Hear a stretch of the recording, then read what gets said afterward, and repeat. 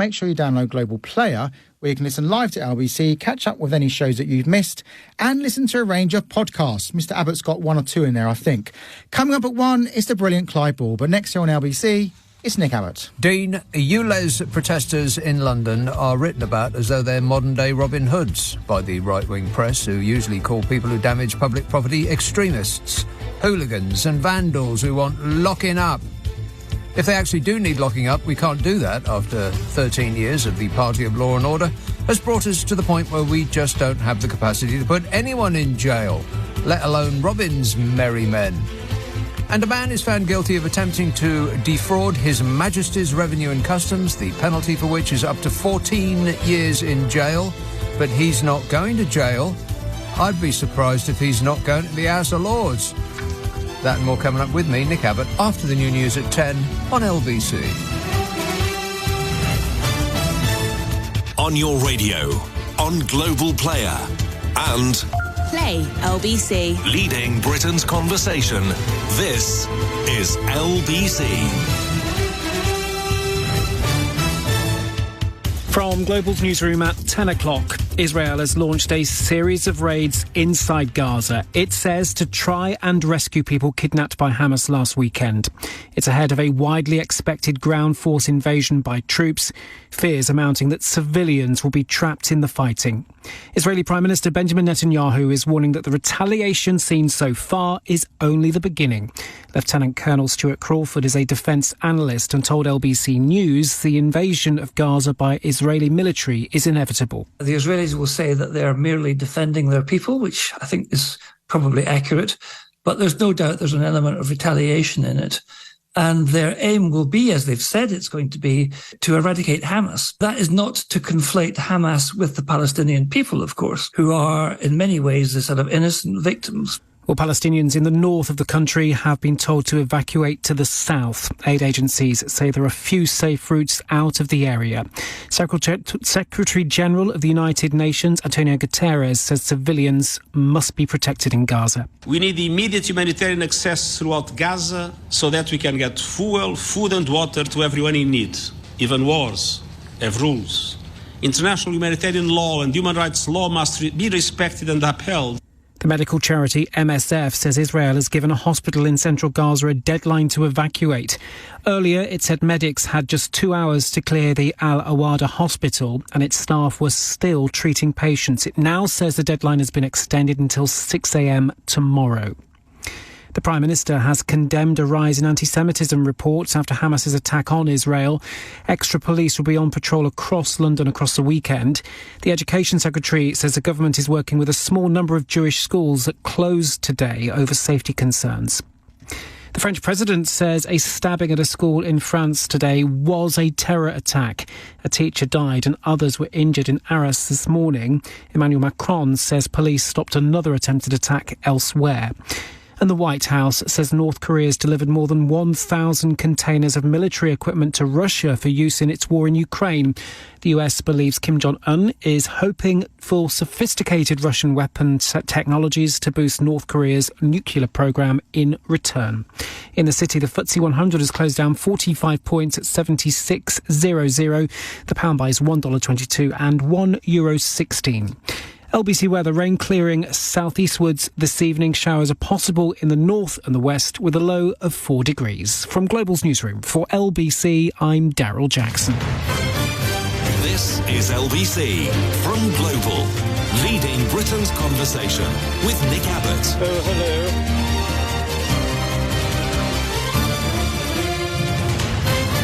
hello. Well, let's get back to it. Flooding brought travel chaos to Britain today as the Met Office warned of nearly 3 inches of rain before a sub-zero cold snap begins this weekend. Oh, no. Motorists were warned to take extra care due to hazardous surface water on roads. They don't know us very well, do they? No. Chilly but bright conditions this weekend, daytime highs of just 59 degrees Fahrenheit. Now we'll translate His Majesty's Fahrenheit to European surrender centigrade. It's perfectly easy. An idiot could do it. You simply double it and add 32 to get from Fahrenheit to centigrade. So double 59 is 109, and 109 plus 32 is 151. Blimey. It's going to be 151 degrees centigrade this weekend. Can you believe that? No. Last week saw the longest run of consecutive October days above 25 degrees centigrade, 77 F, since 1959, whenever that was. As well as the roads, the weather was also causing issues on the railways, with some trains unable to call at Aberystwyth. But that's okay, because there's nothing there. Correct. Actually, that's not correct. Aberystwyth is an excellent place full of grand buildings and a lovely bay, which you could look up on the internet if only you knew how to spell Aberystwyth. Met Office meteorologist Ollie said that many areas could see up to 2 inches of rain in one day. Average rainfall for the whole of October in England totals 3.5 inches, so quite a lot. It's cool too. It's not summer anymore. Would you like to hear the long-range forecast for the next 4 weeks? No. At first, showers in the north, elsewhere dry with sunny spells, but not not in a particular area. I could check on that while you wait, but what's the point? I know what it's going to say. One moment, please. What? That's not true. It's not raining in Glasgow at the moment. You believe that? No. It also will not be raining tomorrow. You've got sun tomorrow and sun on Sunday and sun on Monday and sun on Tuesday and sun on Wednesday. There's definitely something wrong with the app on this phone. Absolute rubbish. So, the next couple of weeks till the end of the month. At first, showers in the north, but not in Glasgow. Temperatures will probably return to closer to average, perhaps warm in some places, and I sincerely hope that your personal area remains warm. And then the first half of November. Whoa. November, practically Jesus' birthday. The first half of November could go either way. Fingers crossed. Good luck, everyone. For the beginning of next month, a good deal of dry weather. Temperatures will probably be around average. Well, I suppose we're going to have to take it, aren't we? Adrian texts, getting cold now, eh? Yeah. In 2 weeks, the clocks will go back, and it'll be dark at around 4 o'clock. I can't believe that that's about to happen. That is in our future, assuming we last that long. Yeah, a couple of weeks, the clocks go back. Oh, get plunged into darkness for what will seem like an epoch. He says, never mind, we've got the government to keep us entertained during the misery of winter. Entertained? I think the entertainment has left the building. Yeah. Wait a minute. Fishy Sunak. Well, I suppose it is a little bit entertaining, but it's equally awful. Rishi Sunak became the first Prime Minister in decades to stay overnight in a Royal Navy vessel as he travelled to Sweden for a security summit. The Press Association says Sunak got a taste of Navy life as he spent a night on board HMS Diamond ahead of the Joint Expeditionary Force Summit on the Swedish island of Gotland. I bet he didn't get a taste of Navy life. I bet he had his food delivered by his personal chef on his personal plane. The report says the Prime Minister was up early to serve breakfast to sailors, dishing out hash browns and tomatoes to the ship's company. What they mean is he got up early for a photo shoot, and as soon as the photographers had enough pics of him laughing with ordinary people, you know, looking like a normal person, that was it. He was piped off the poop deck. Can you believe that? I mean, I've seen the pictures of him in the canteen, and there's an untouched glass of orange juice in front of him, not a morsel of a sailor's breakfast to be seen. But, you know, he's got one up on Mr. Blobby. Bodger only ever managed to dress up in other people's work clothes. Titchy suit size, Mr. Private Jet, dressed up in an entire warship. Beat that. And I bet he's thinking, well, come on, why is my popularity so low? I pretended to care about car drivers. I've pretended to care about the poor. I've even explained that nothing is my fault. What more do these people want? Get a grip, Fishy. I'm gripping it. He is actually gripping it already. But the polling is abysmal. I mean, normally you get some sort of bounce, you know, like a Brill-Cream bounce from a conference, but not in Fisher's case. Sunak's approval rating against Keir Starmer as the best PM is at a record low after these conferences that we've just suffered through. YouGov released polling that implies that Rishi Sunak has failed to gain any electoral benefit from party conference season. Survey says, on the question of who would be the best Prime Minister, Sunak has his lowest rating against Keir Starmer when he took office. The poll suggests that Labour also has a 2-point boost from conference week, with the party on 47% and the Conservatives on 24%. Wow. 47 against 24. And I bet there's still people in the Labour Party who are concerned that they're going to lose. And I bet that there's a lot of people who answer these polls who say, oh, Tory, are you joking? Of course not. I bet they do. I bet they do. When they're in the privacy of that plywood booth, I bet they tick the blue square, even though they said they wouldn't.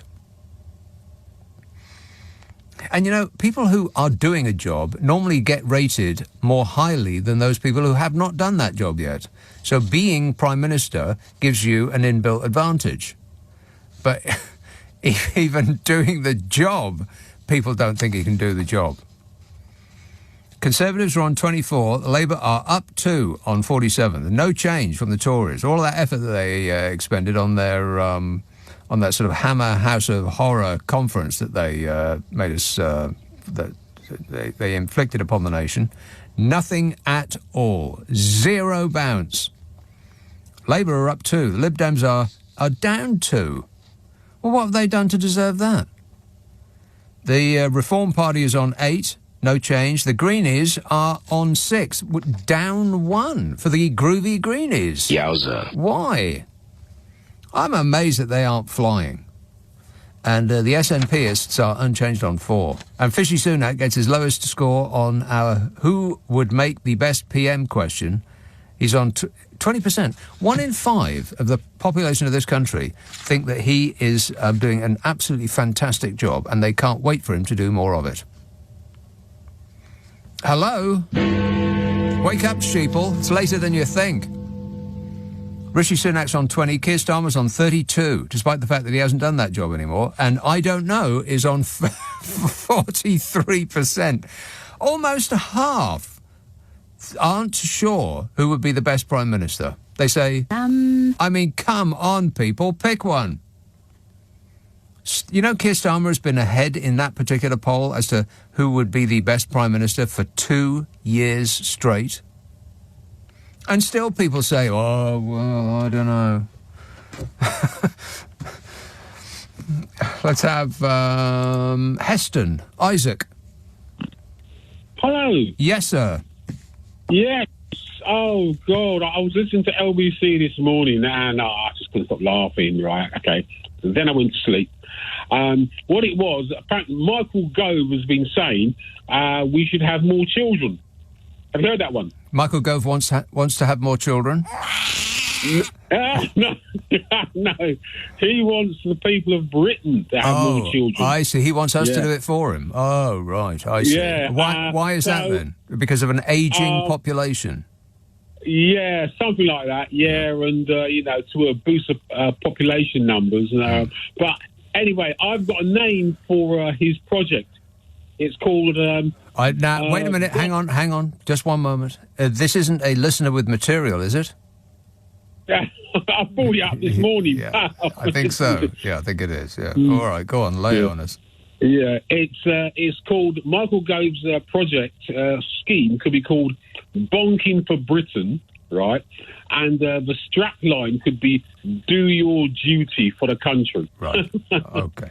Stand up for your country. Okay, excellent work. Thanks a lot, Isaac. 0345 6060 973. Yeah, the problem isn't that there's too few of us. The problem is that there's too many old people. Now, it seems to me that the Conservative Party have been doing their best to get rid of as many old people as they can, one way or another. But it's just not enough. So, old people, I am begging you, do your patriotic duty and shuffle off this mortal coil. I mean, you're going to drop off the conveyor belt of life eventually. Why don't you do it now? Do the nation a favour. It's what Michael Gove wants.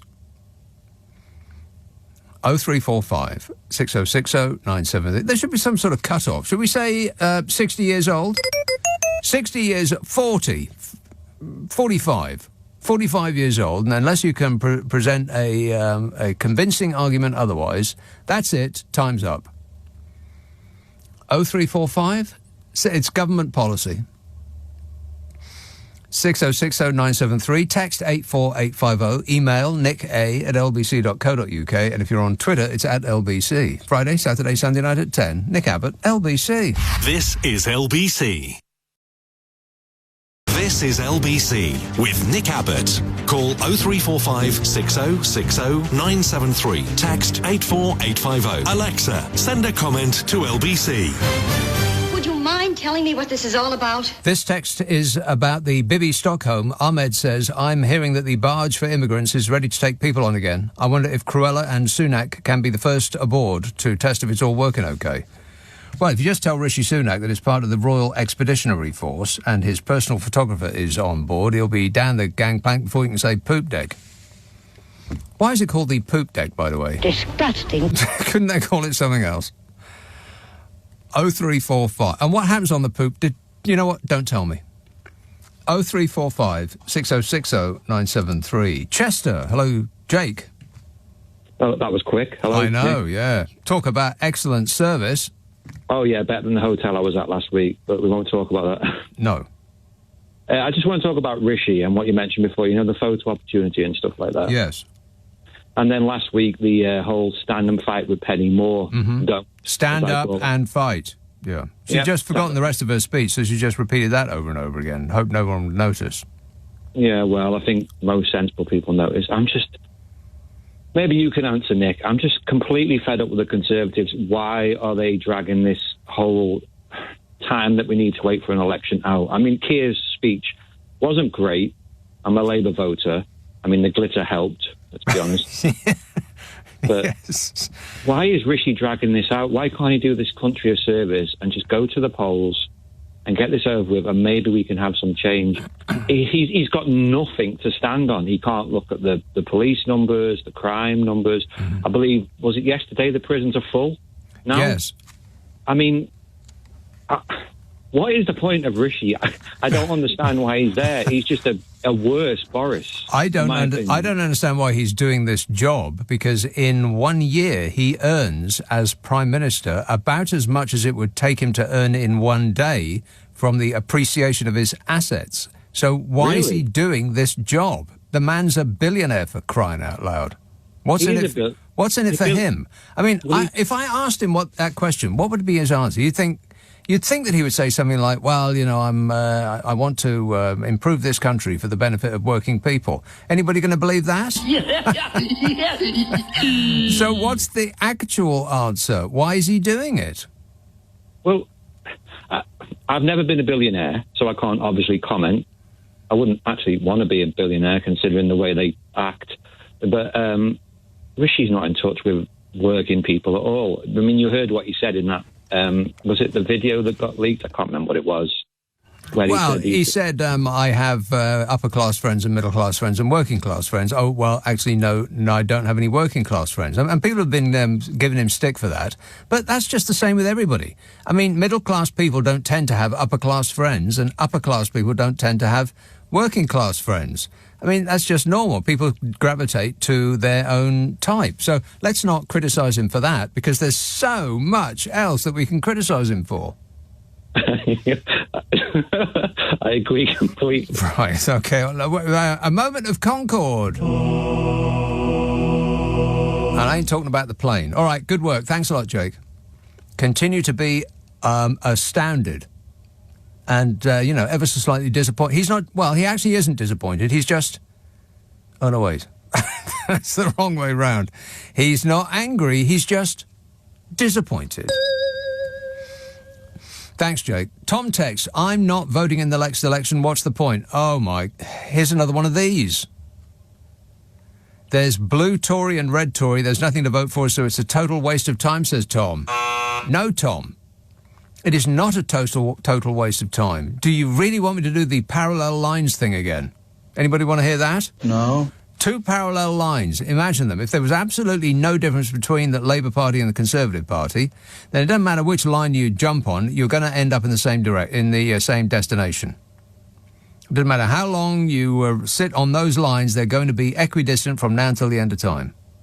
But if they diverge by just 1 degree, not really that you would notice anything majorly different between the two, but just by 1 degree, in 5 years' time, those lines would be miles apart. I am so tired of people saying that. What Tom means is that when he says that there's nothing to vote for, it's a total waste of time, that all the parties are alike. What he means is that the perfect party, according to his wishes, has not presented itself to him. I'll sum up that argument. Stop whining and just do it. Ollie says, am I being helpful? No. Ollie says, it has come to my attention that you have taken issue with the future vision of this country set out by the Conservative Party. Why is this? We have a strong, capable mind like Sir Jacob Rees-Mogg, who is far better than anything the Labour Party has to offer. Why do you insist on continuing to deride our great party, says Ollie. I'm hinting sarcasm. Just a tiny bit of sarcasm. Don't you think, Smug? You're better informed than I am. I don't know anything. He doesn't know anything. He's told us that over and over again, but people just won't listen. Merthyr Tydfil. Hello, Jeff. Hey. Hiya, Nick. Jeff. The thing is... Can I ask you a question before you start? Will do. Go Is on. Wales still there? Because there was an awful lot of rain about today. Yep. It's a bit damp. A little bit damp, yeah. But we're surviving. Right. Damp up your way. Mm-hmm. The thing is, I got an awful feeling. Well, you made the point. Will there be an election next year? Yeah. I'll keep saying it. I mean, of course, it's ridiculous. You can dismiss it out of hand. But if I'm right, then from now until the end of time, I'll be able to say, well, I don't like saying I told you so, but I told you so, I told you so, I told you so. Yeah, it's straight out of the neoliberal playbook, the old Trumpy job. Mm-hmm. You just keep on going. Page 1, rule 1: if you ever get power, keep it. And the thing is, exactly. they'll do it any shape or form. But I got a horrible feeling that you and the rest of people who are listening will be disappointed with Labour. First and foremost, there won't be any money. It's been looted, isn't it? You need money for investment. Well, there's always money for the things that you need or want to do. If you're a government, you can just magic it out of thin air. It can just appear. Off the money tree. Yeah. We know. Yeah, you can get it. But the thing is, you're reaching the end of the line with the amount that you can actually give out the bonds. You reached, even exceeded 100% of gross domestic product. Yeah, I know, but it doesn't really matter as long as the money is coming in. It's not like balancing the books of a house. People can't magic their own money out of thin air, but governments can. You don't even have to make it. You just type it on a screen, and it exists. It's just so weird. I can't get my head around it, but that's the fact, Jack. Yeah. Well, the thing is, you, I think, in the past have agreed that the only way you're going to change things is proportional representation. And they are definitely not going to do that. No. They want 100% of the power, and they're going to keep it. Whoever wins will want 100% of the power. That is true. Yeah. And proportional representation is about the only way you or the United Kingdom, the UK, will ever get out of this mess. Because they are going to come in. He's already said he's going to make Brexit work. He's going to do. He's going to govern better than the Conservatives. We decided to tie our legs together, and rather than untie them, we have decided that we're just going to make it work. Exactly. And it's going to get us nowhere. Then we'll all be disappointed. Well, I beg to differ. I think that we will be less disappointed than if we just, like that email that I just read out, if we decide not to take part in the process at all. Oh, you've got to vote. Yeah, I think by small increments, things can get better. And I know that because things used to be better.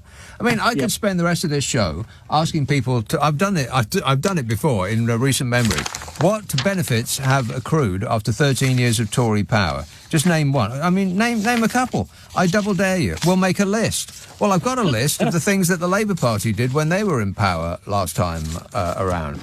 And I can't get through them all in a brief 3-hour show. I mean, I could start if you really, really want me to, but I'll keep it in reserve in case somebody calls in and says, well, what have Labour ever done for us then, eh? How's that mine going, by the way? Have they stopped all operations? No. No, of course not. Why would they? If you ever come down this neck of the woods, if you travel along the Heston Valley Road, it's there in all its glory. In black and black, yeah. It's shapeless. And you know this rain, okay, that's pouring down at the moment. Yeah. It's very, very dangerous. Black rain, yeah. It's going to make the whole thing very unstable. It's the biggest hole in Europe.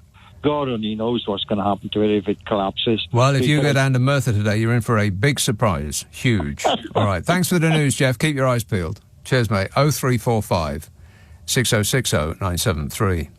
Simon says, I don't bother with the weather forecast as they are usually wrong, but it's obvious that summer is now over as it was quite cold today and it had that autumn chill in the air. Almost the middle of October, so I can't complain, says Simon.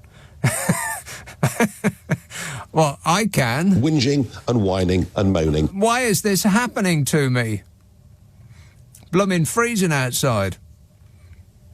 0345 6060 973. Text 84850. Email nicka@lbc.co.uk. If you're on Twitter, it's @LBC. Friday, Saturday, Sunday night at 10. Nick Abbott, LBC. It's 10:30. The news headlines with Daryl Jackson. Abbott on LBC. Call 0345 6060 973. I really like you. Do you like me? Yeah, sure. Why not? Kirsty texts, as a health worker, I am worried about all the bugs you have had this year. Mostly viruses. Mostly. Please eat more protein. I can't. I'm full up of chocolate. She says, I had half a tin of beans for my lunch today and I have decided for the first time in my life to take the government's advice. I'm going to do some extra shifts so I can afford to heat the beans up. By the way, beans are a good source of protein, she says. So says Kirsty. Yeah, I heard that on the wind. Alex texts, according to Jeremy Dangerous Name, Britain's finances have worsened since the spring and he has promised that difficult decisions must be made. I'm no economist, says Alex, but maybe the government could try turning the economy off and on again. It can't be much worse than what they're already doing. Yeah, I want to talk about that in a minute. But first, here's an important call in Guildford from Peter. Peter. Hello, Nick. How are you? I am great, mate. I think the reason why Rishi Sunak wants to remake... We've got to remember that the Conservatives, especially the right of the Conservative Party, have no interest in the public whatsoever. They are the party of the rich for the rich. I would not disagree with that, but it is odd that the party of the rich for the rich has been put in place by the poor. I know, it's bizarre. But what he wants, any normal government would try to do, even New Labour, would try to do its best for the people.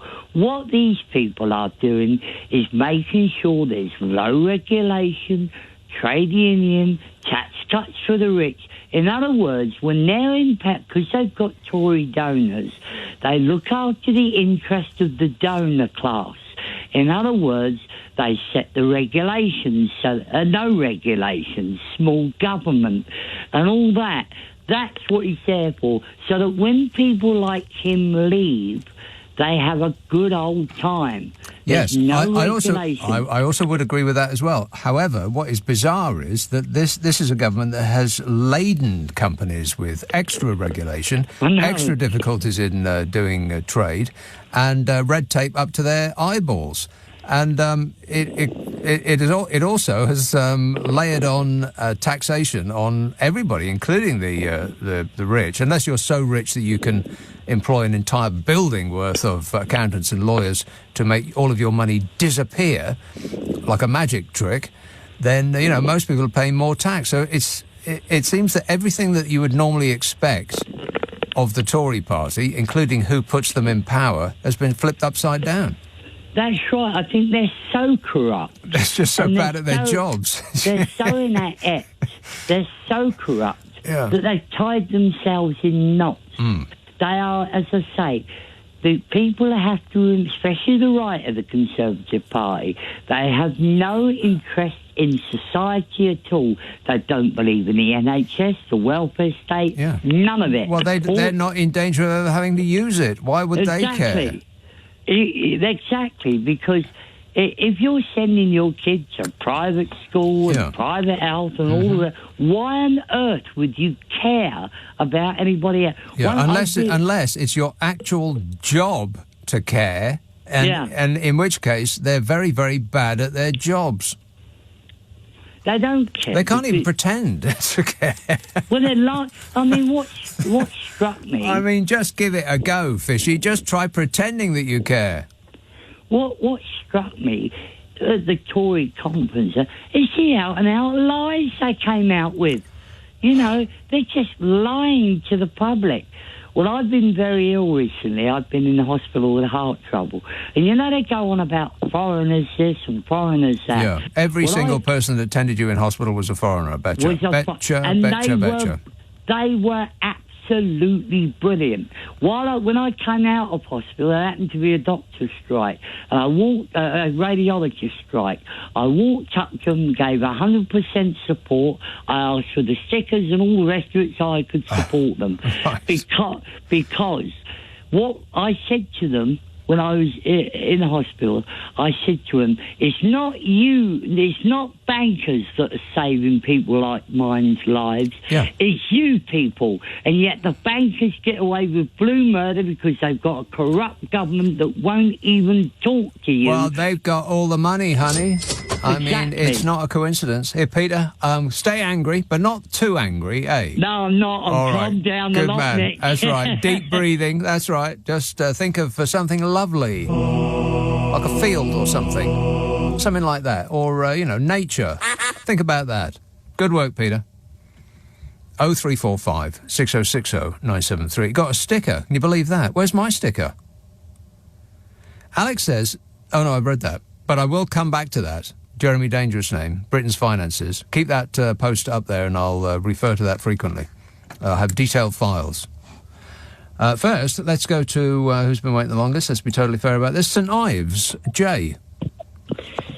Oh, hi, Nick. Yeah. Jay. All I wanted to do is I wanted to congratulate Dr. Lisa Cameron for joining Tory party. Oh, yeah. She defected from SNP. And she's a defective?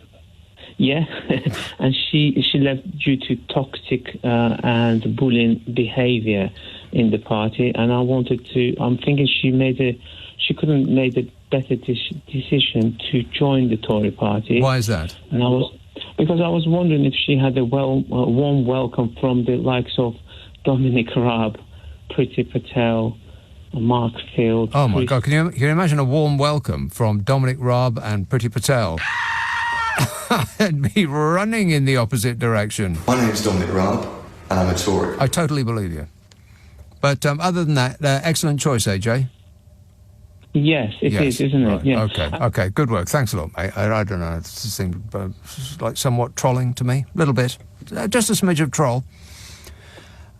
Chris says, Nick, just a simple question for you and the listeners. If we were asked about the clock change, would anybody actually object if we left the clocks on BST?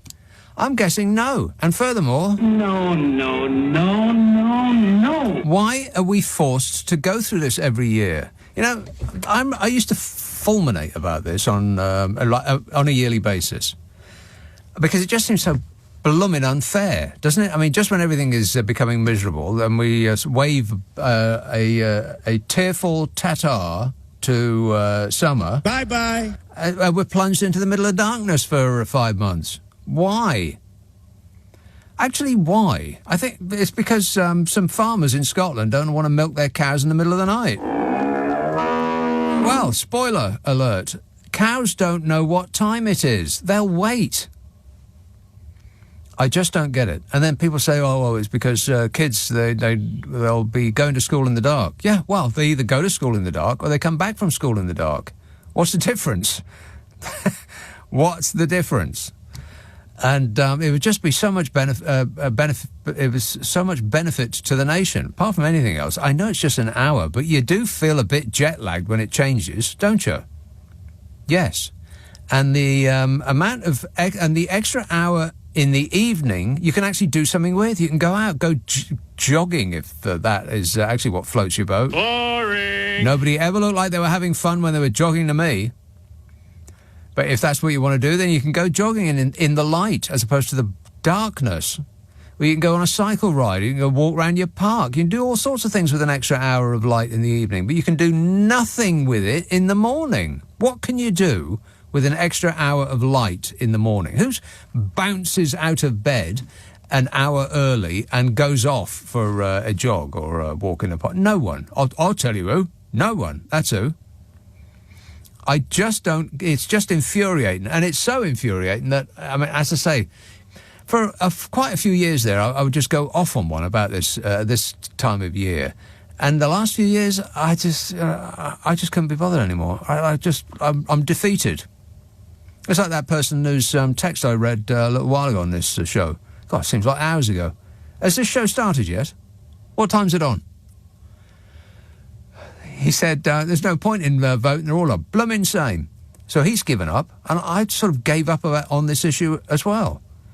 But the only reason that they are allowed to do this to us is that we let them. What do you say, Keir Starmer? Where are you on this issue? Don't say, I agree with Fishy Sunak. You can't keep doing that. God, that's annoying.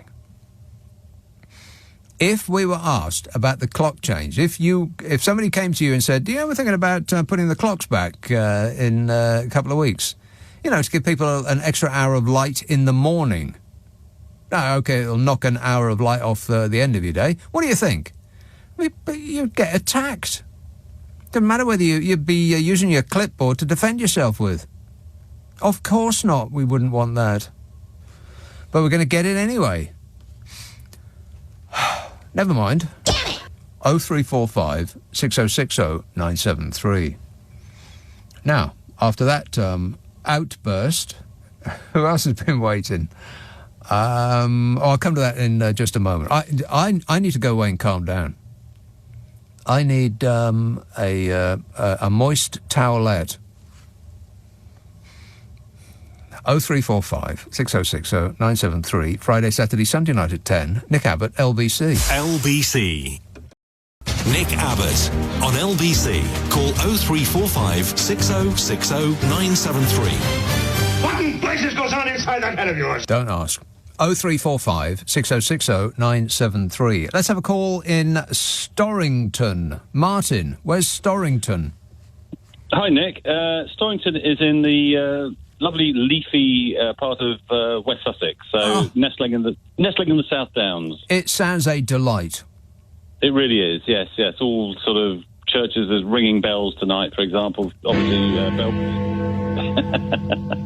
Yeah, exactly. Bell ringing practice. Obviously, just outside the window. Yeah, lovely. Yeah, very nice indeed. Right. Well, that's a vivid picture you've painted for us. So, what's up? Well, last time I spoke to you, I was actually in France a couple of times. I spoke to you from Toulouse and the Dordogne, moving around a bit. But and I think we had a bit of a laugh about Boris and what have you. But I was specifically ringing you tonight about your quandary over why Rishi would want to, climb to the top of the pile and, when he's got no real financial incentive or, potentially any other incentive, I don't know. Right. But what's his little game? What's his little game? Yeah, exactly. Well, before I moved to France, and I just had to come back. I'm back here for a while. I'll be going back, hopefully fairly soon. But my last kind of corporate thing that I was involved in, I was sat next to... it was an evening with a reasonably prominent MP. Can I name him? Yes. No. Okay, fair enough. Oh, well, it depends what you're going to say about him. Well, no, he's retired now, and he presents programmes on railways and things like that. So the greatest Prime Minister that we never had, he was billed as, you know. What, you've got to be kidding. What, the guy with the pink jackets? Yeah, exactly, yeah. The greatest Prime Minister we never had. Well, that's how he introduced himself. Yeah. Right. But actually, a lovely guy, you know, very, very entertaining. And just one of those evenings where it's bizarre, I just actually ended up at the dinner table sitting next to him at this corporate event. You know, I wasn't anyone in particular. But can I ask you a question about this? Yeah. Because he looks like the sort of bloke who smells quite nice. Like he would douse himself in perfume. I don't remember the smell. Right. I do remember the quiff, and I do remember, you know, he was very, you know, functionally appropriate socially. You know, he was a very impressive guy in the moment. You know, if you know what I mean. So, okay. You know, I'm not used to public speaking. Yes. Yeah, I'm just a bit apolitical. You know, I don't have any allegiance anywhere particularly, but I was impressed with him. He was great. Anyway, it's just that he smelled really bad. Is that what you're saying? Well, I couldn't possibly say, but no. But anyway, we were just chatting, and I asked, I asked him the same kind of question. Basically, how does anyone? You know, what is the drive? You know, and he very calmly just explained to me. He said it is all a game of chess, and you need to understand this. And and he included himself. He said we are all driven. We are all educated for power. We need to just keep going. We are pushing one space ahead all the time. And he said, I appreciate that people don't necessarily get this, but that is the game that is going on in Westminster. We are all playing a game of chess.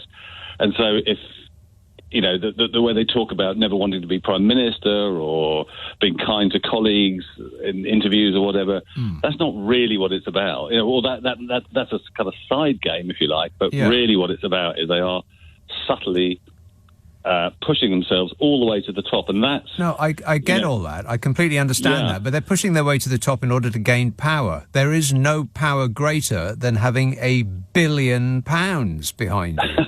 Because after $1 billion, it doesn't really make any difference. You've got 100 billion, it's the same as $1 billion. You need never worry about money again. But in a way, you're answering the problem, really, in a sense, because if that's all you've got, the only one thing then you need is power. You know, you need that sense of I'm creating something that money can't buy. You're pushing yourself beyond other people through your own I don't merit. buy that. There is nothing that money can't buy. If you think that there is something that money can't buy, then you're not going to the right shops. Yeah. Well, it doesn't buy everything, I suppose. But anyway, they it was quite illuminating because I've met people along the way, I guess, in life that said, they believe politicians are in it for the good, for the conviction politicians, and they are. Yeah, I'm sure there are some of those, but Rishi Sunak doesn't strike me as being one of that type of person. So what's in it for him? The power is not the thing of it. I mean, I wonder if it's just that his wife is richer than he is, so he needs something that she hasn't got in order to feel more, well, I hesitate to use this word in his context, but manly. Well, possibly, but I do think it is as basic as power. And I think the other thing that I got, and I wouldn't want to put words into the person I was talking about mouth particularly, but generally speaking, they all hate each other. Oh, yeah. I mean, that is absolutely real. Yeah. And I think, that's quite a motivator. If they think that they are, coming across better in the press, they are, I just do think it's a power thing. I don't think it needs much more analysis than that. That's my view, anyway. Well, no, I get it, but I'm talking specifically about Rishi Sunak, and he don't need no more power because he's got all the money in the world, and he's very bad at his job. I mean, I know you're not normally supposed to say that about people, but the evidence is in, and the judgment has been made, and he does. Everywhere he goes, he gets shouted at. People just want to see the back of him. So I don't understand why he's putting himself through this for just the acquisition of more power than he already has. I don't get it. But for most MPs, yeah, I would agree with you there, because most MPs aren't financially secure. He's the richest MP that has ever lived. I mean, it used to be this guy. I don't know anything. He's a pauper by comparison. Yeah, well, I don't know. Maybe it's just slightly hypnotic, this power thing, and.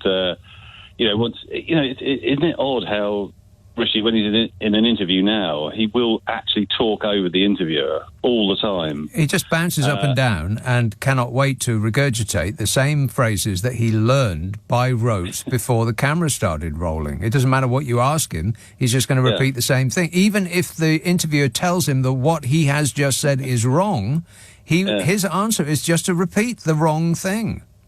Well, it's also a denial. No, that isn't what the British people want. What the British people want is because I've spoken to 2 or 3 people, and I don't quite understand why the interviewer doesn't say, well, hold on a second, it isn't actually what I want. And it isn't what probably half of the people in this room want, so... Actually, they did. I saw Beth, she said pretty much that exact thing. When he came out with that phrase, it's not what the people want, she slumped back in her chair and said, it's not what the people want, in a note of incredulity. And he just went on to, assure her that he knows what the little people want. The little people, that's right, yeah. All right, good work. Thanks a lot, Martin. Keep your eyes and ears open at all times. You never know what you might hear around the dinner table, eh? Johnny says, good to hear that despite facing numerous legal actions, Agent Orange is still able to be as politically astute as ever, blaming the latest problem in the Middle East being caused by hummus. Those chickpeas are just out of control. Go, Donny. Oh, shut up! Your husband's an idiot, Melania. I don't care. She doesn't care. She's just not that bothered. 0345 6060 973. Let's have... no, wait a minute. Do I have enough time before the news? Well, let's see if I can squeeze one in. Here is a call in Faro in Portugal. Andy. Evening, Nick. Andy. How you doing? Good, thanks. I've got some great news for you. A couple of weeks ago, you were talking about the lack of dead insects on the front of your car. Yes. And it appears that they've all disappeared. Correct. Well, the good news is I think I've found them. The bad news is that they're now dead all over my car. I've just driven 1,400 miles across Europe and the car is absolutely covered. So I've drawn the conclusion that when Brexit went through, all the insects left our country as well, and they're now living in Europe. Or they were until I killed them all. Right. Well, that's weird, because I cannot remember the last time I had to scrape a dead bug off the windscreen of my car. It just doesn't happen anymore. Neither can I. No, it doesn't. And it's funny, because when you said it, it was 2 or 3 weeks back you said it, it was a real light bulb moment, because I used to hate having to pick them off. And when you wash the car on a Sunday, you'd spend forever scratching them off. But I haven't had to do that for 3, 4, maybe 5 years. But now, I'm not kidding, I've done 1,500 miles in 24 hours, and I'm sat looking at my windscreen at the moment, and it is absolutely covered. There's not a spot on it where there isn't a dead insect. Now, you don't have... you're not driving like a lorry or something like that that's not very aerodynamic. No. I'm in a fairly sleek estate car, so... Yeah, but it's covered. The whole of the front is covered. Right. Well, I'm glad to hear it. I mean, well, I'm obviously very, very upset that all that mass death of insects and all. But other than that, it's good that they are alive somewhere. They're alive and well, Nick. They're alive and well. The ones that are still alive and well. The ones that you haven't. Well, yeah. All right. Drive more slowly next time, Andy. Think of the bugs. All right. Cheers, mate. 0345 6060 973. Val texts, Anthony Trollope wrote a book called The Fixed Period, in which people have to be euthanised at 67 years old after a year of doing whatever they like. Of course, as those who pass the law get closer to their time, they have second thoughts. Yeah. I don't know, 67 seems a bit old. Old people of this country, please. How much clearer does the government have to make it? They just prefer you to up and die. Can you just get on with it? The cut-off point should be, let's say, 45 years old. 45 years old. That's it. You've had it. You've had your chips. Apart from, you know, me and everybody I know. I mean, there have to be exceptions, obviously. Charles texts, the Queen died. Who are these old people to think they're better than the Queen? They need to do their patriotic duty. Well, that's just correct. Monica says, I'm an oldie and I've never voted Tory in my life, so give us a break. I'm also a Remainer. I never voted for Liz Truss or Bodger or Rishi. Absolutely. I was, it was them over there, the ancient Tory party members, and I think there's only a couple of hundred of them left, says Monica. Those old geezers who prop up the bar at the golf club. Those people have been foisting this catastrophic clown show upon us, one dreadful dead end after the next. When's it going to end? When is this pain going to be over? Just asking. 0345 6060 973. Text 84850. Email nick@lbc.co.uk. If you're on Twitter, it's @LBC. I've got loads to talk about. Bernie, the tax cuts that are... they say they're not coming, but I bet they're coming.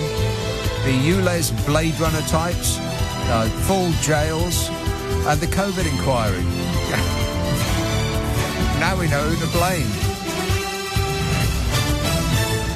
On your radio, on Global Player, and Play LBC. leading Britain's conversation. This is LBC.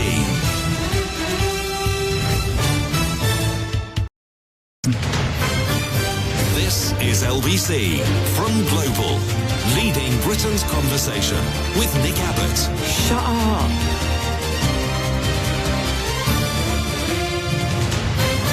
What are you talking about? Oh, you know, this, that and the other.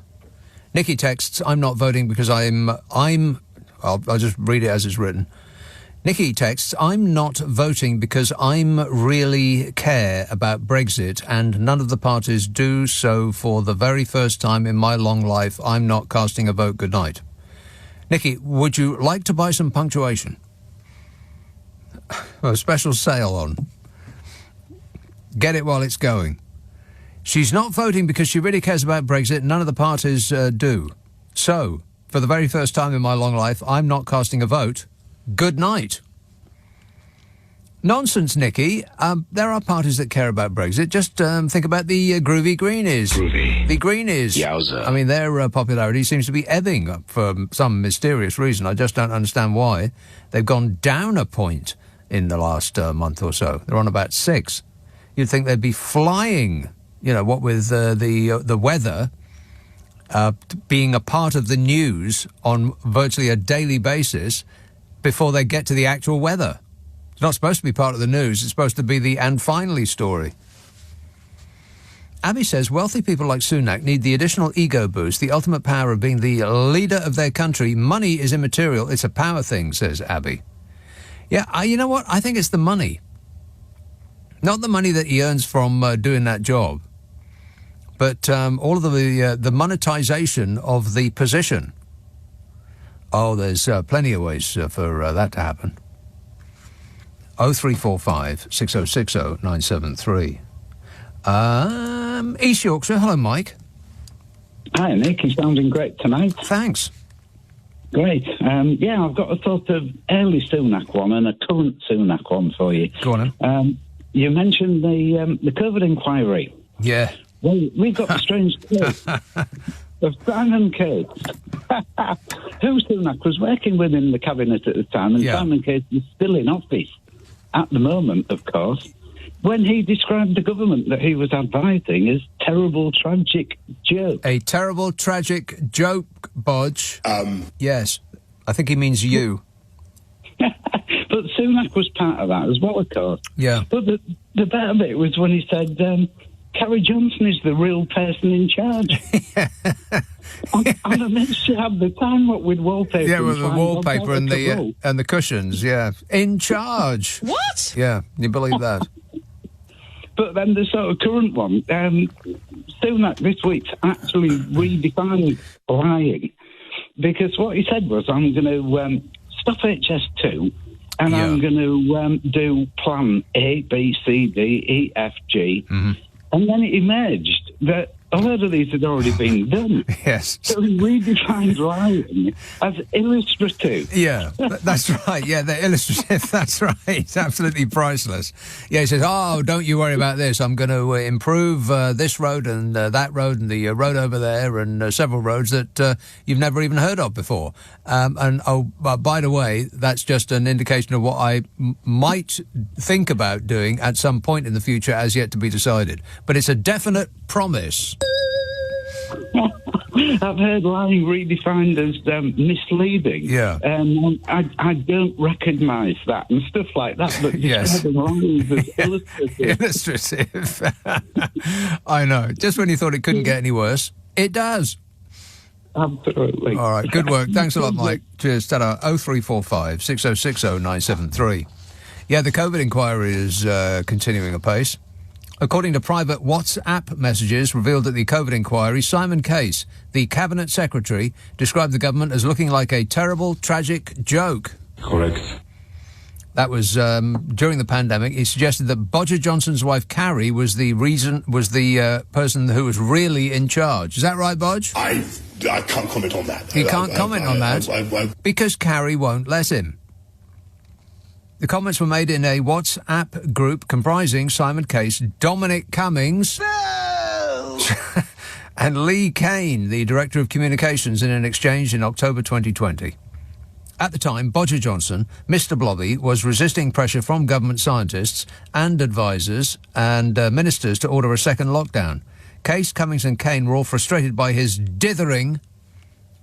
You're a ditherer, Bodge. Yeah. Wait a minute. And by the influence of his wife.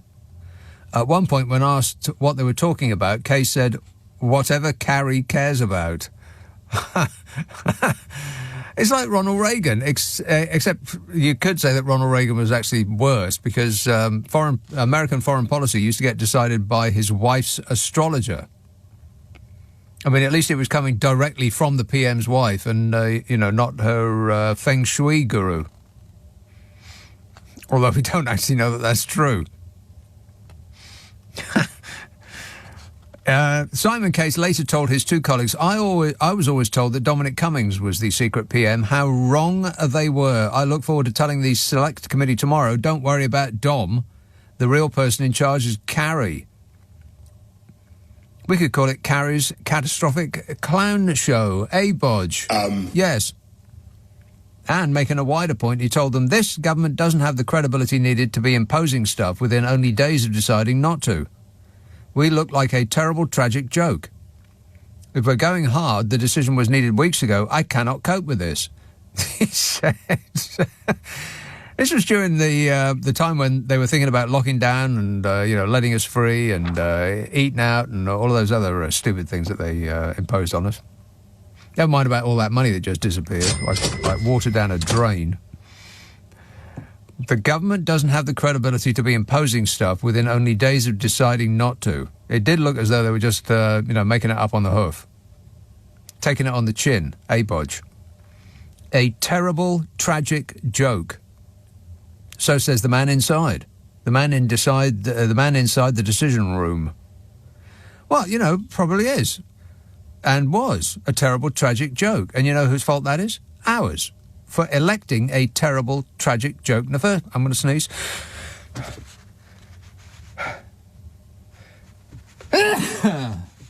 Woo! Oh, that was great. Did you get any on you? No. No?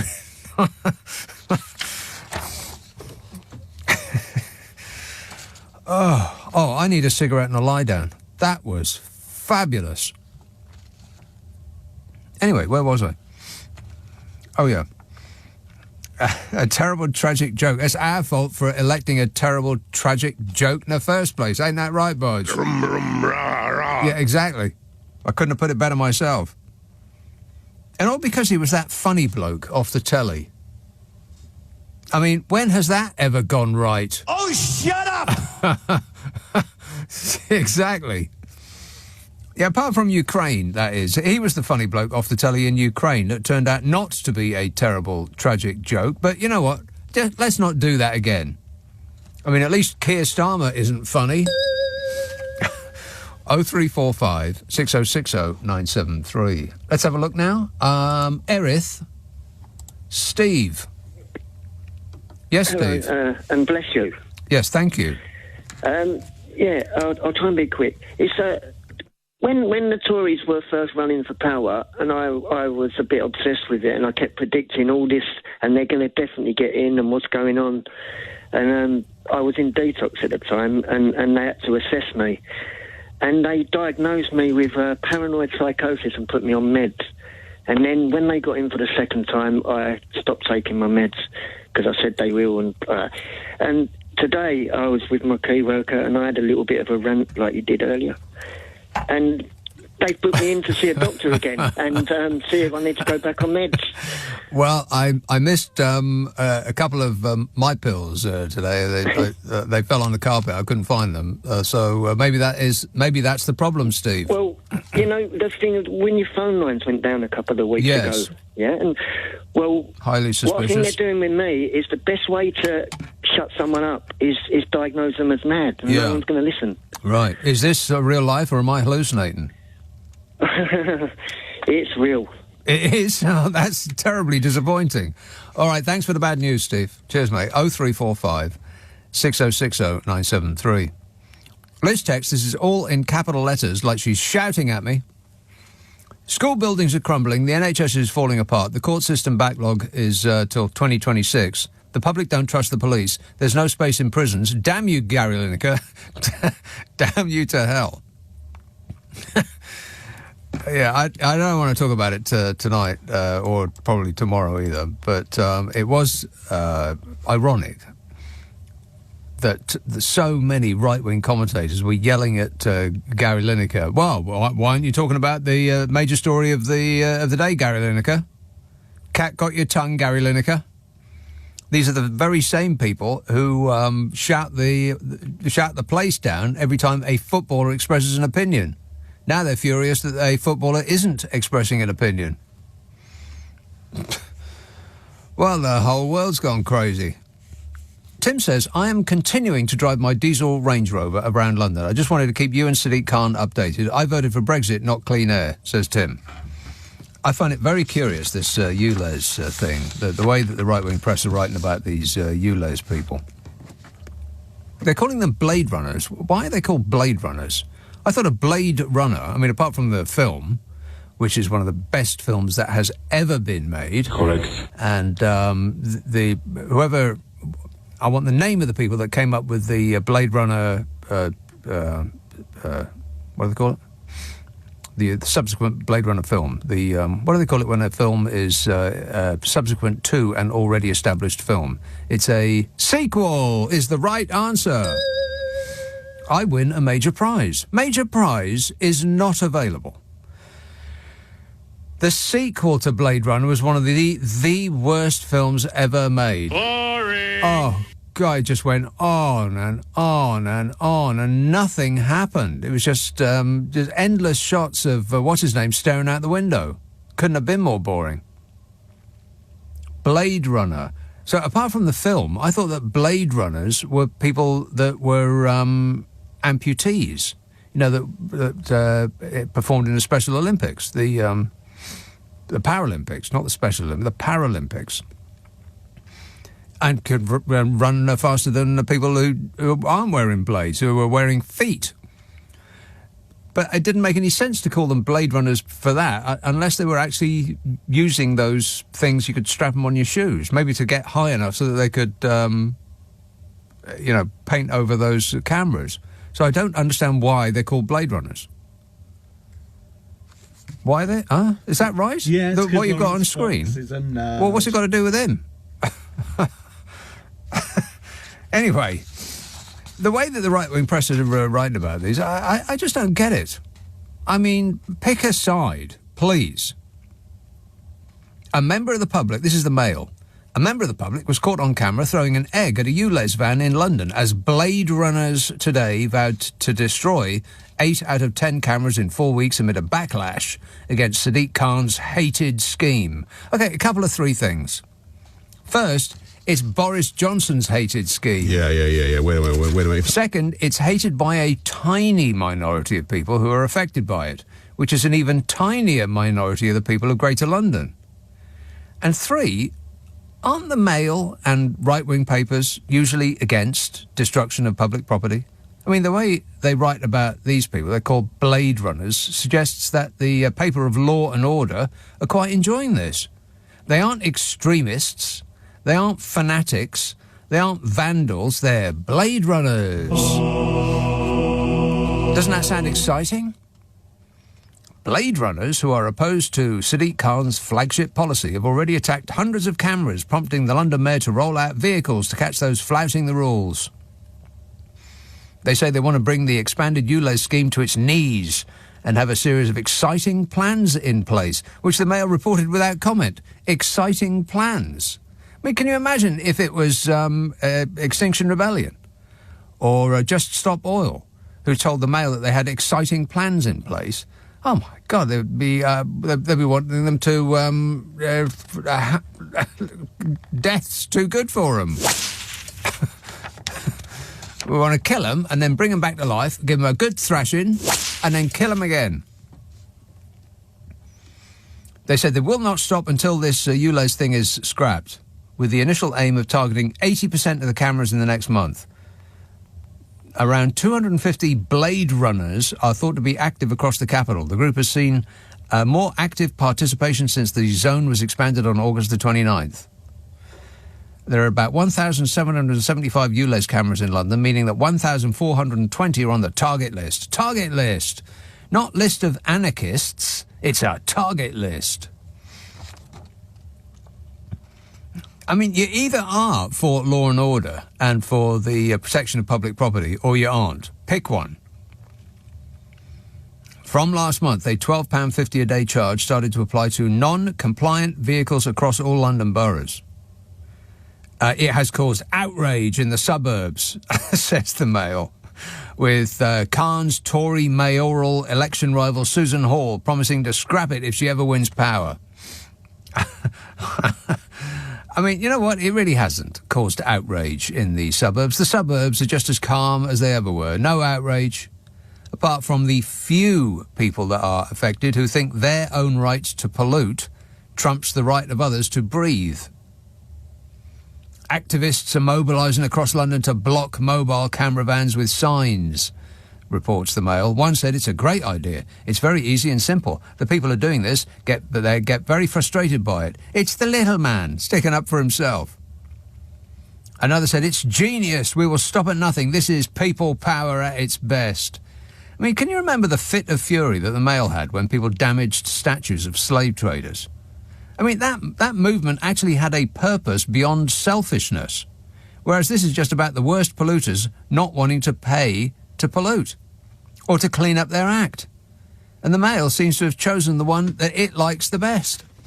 Weird. 0345 6060 973. Text 84850. Email nick@lbc.co.uk. If you're on Twitter, it's @LBC. Friday, Saturday, Sunday night at 10. Nick Abbott, LBC. LBC. Nick Abbott on LBC. Call 0345 6060 973. Hot H-O-T-A-I-R. Sue texts, cannot the Labour Party spend all the billions that the Tories throw at every problem that they are confronted with when they come to power? They just need to ask Rishi where he's hiding it all. And Naomi says, Keir Starmer's speech was excellent. Rishi is not a billionaire. His wife is a billionaire. He's also a small man. That's why he is PM. He needs the power more than the money. says Naomi. No, I don't buy that at all. I mean, his wife's a billionaire, so he's a billionaire. Although he does talk about his wife's finances as though he's never met his wife. It's weird. Oh, I don't know anything about that. What, you'd never talk? And Lorna says, I'm really hot. Well, that's a matter of opinion, Lorna. She says, I've been in the Costa Blanca for the last 4 weeks and it's marvellous. Currently a balmy 23 degrees. Would you mind checking the weather as I'm stuck here for another 2 weeks? No, Lorna. I won't. I don't want to and you can't make me. York. Hello, Jan. Hello, Nick. How are you tonight? I am great, mate. Good. Changing the clocks. Yeah. You'd stay with summertime. Definitely. Well, that would mean giving up Greenwich Mean Time, wouldn't it? Who Don't cares? you think that's a bit radical? Radical? I mean, Greenwich Mean Time, that's important, isn't it, you know? Why? Why? Well, it's, you know... It's Greenwich. Important. Well, we're not giving it up. We do have, make reference to it. We're just an hour ahead of it. That's all. It doesn't disappear. Yeah. It's still used as a template.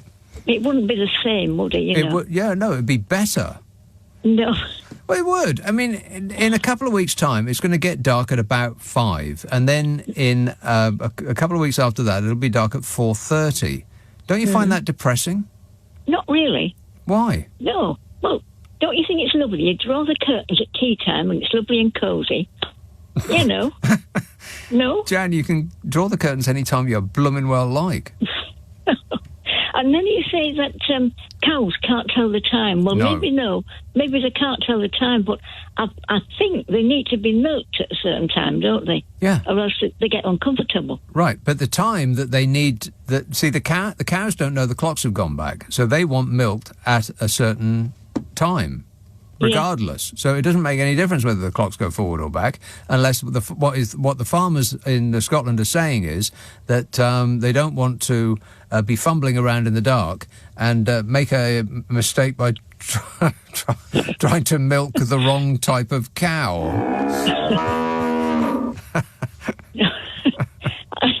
I don't think they do that. No, I just think. Well, I don't know. I quite like it as it is, you know, changing the clocks. It doesn't bother me. Well, it bothers... I quite like it. Nobody's interested in your opinion, Jan. No, I know they're not. No, I hate it. It just is so depressing. For the next 5 months, well, when it happens, it'll be 5 months of dark. I mean, it's already bad enough as it is. It's going to be drizzling from now until the end of time. It's going to be cold. It's going to be windy and miserable. Does it have to be dark as well? Well, it might as well be dark as well, mightn't it? You know, if it's dark, if it's wet and windy, might as well be dark as well. No, I don't think that, because it just compounds the misery. If it was light, then at least you could get out of the house. Even if it's raining, you can go out of the house with an umbrella, have a waddle around your park for the benefit of your health. But if it's dark as well, you ain't going to go out, are you? It's not very nice going out in the wet and the wind, though, is it? You know. No, but it's better than going out in the wet and the wind and the dark. See? I can tell I'm not going to get anywhere with it, am I? No, you definitely aren't. You picked the wrong fight here, Jan. I think you need it dark for Halloween and bonfire night, don't you? That's another... It'll be plenty dark at 8 when the fireworks go off. Don't worry about that. Well, I'm not worried about it. I'm just thinking of other people, you know. No, to hell with other people. Oh, dear. And that is the official position of LBC. Okay. All right, thanks a lot, Jan. Cheers, my dear. Lawrence texts, I work in food retail, and I've noticed that chicken and pork products now say not for EU. Ew. What have they done to it? Are they the EU's leftovers? Please get on the case. I know you hate homework, says Lawrence, but giving me some anyway. Yeah, I don't think you need to be overly concerned about not for the EU stickers on products. It's because we have not signed up to follow all of their rules and regulations. I mean, we are following their rules and regulations, because otherwise nothing that we make here we'd be able to sell in Europe. So, stupidly, the thing that they, various mugs told us would be the benefit of Brexit, that we'd be able to follow our own rules, is completely untrue. We're having to follow the rules of our larger trading partners. So now we've just become rule takers, not rule makers. And that not for the EU stickers, it just means that because we haven't said out loud, our government, that we will follow all of the EU rules standards, then they have to put it not for EU. It doesn't mean to say that it actually differs in any way. It's just that we haven't signed up for that yet. So now manufacturers have to go through all this whole thing. They've got to make stickers, and they've got to get people to... I mean, think of the poor people who have to lick the back of them stickers and stick them down. That must be what Boris Johnson meant when he said high-skill, high-wage economy. Yeah, it'll be that. We'll spend the rest of our lives licking the back of stickers that says, not for EU. What a life, eh? This is LBC with Nick Abbott. Call 0345 6060 973. Tweet at LBC. Text 84850. Are you trying to be funny? Because I'm all out of laughs. Yes, there is nothing funny about it. Nick texts, what a lovely lady. It's true the Conservatives know the cost of... What lovely lady? I'll just read it as it's written. There's no punctuation, zero punctuation. What a lovely lady. It's true the Conservatives know the cost of everything, but they don't know the value of anything. They never have to use the NHS and then never go to state schools. Says Nick. Amelia says, we are so happy that we're not in the EU anymore. Otherwise, France could send us all bed bugs. This is no longer the case, as it now takes forever to get in here with the border checks and all, so the bed bugs will die before they get to the UK. Also, the HS2 is going from Old Oak Common, so there is no connection with Eurostar. We're safe, says Amelia. I still can't believe HS2. I mean... just the idea that it's going to stop in Old Oak Common. Does anybody know where that is? No. Even people in Old Oak Common have never heard of it. Woolwich, hello, Richard. Oh, hi, Nick. Nick, your caller earlier was talking about the SNP defector, and I know he was trolling you. I know that. Yeah. But I've been reflecting on this day about that defection, and I just find it bizarre that somebody who's part of a socialist party and part of a party that wants Scottish independence would defect a Tory. That's the bit I get confused about. Yes. I'm confused that anybody that does that would think that their constituents would be okay with it.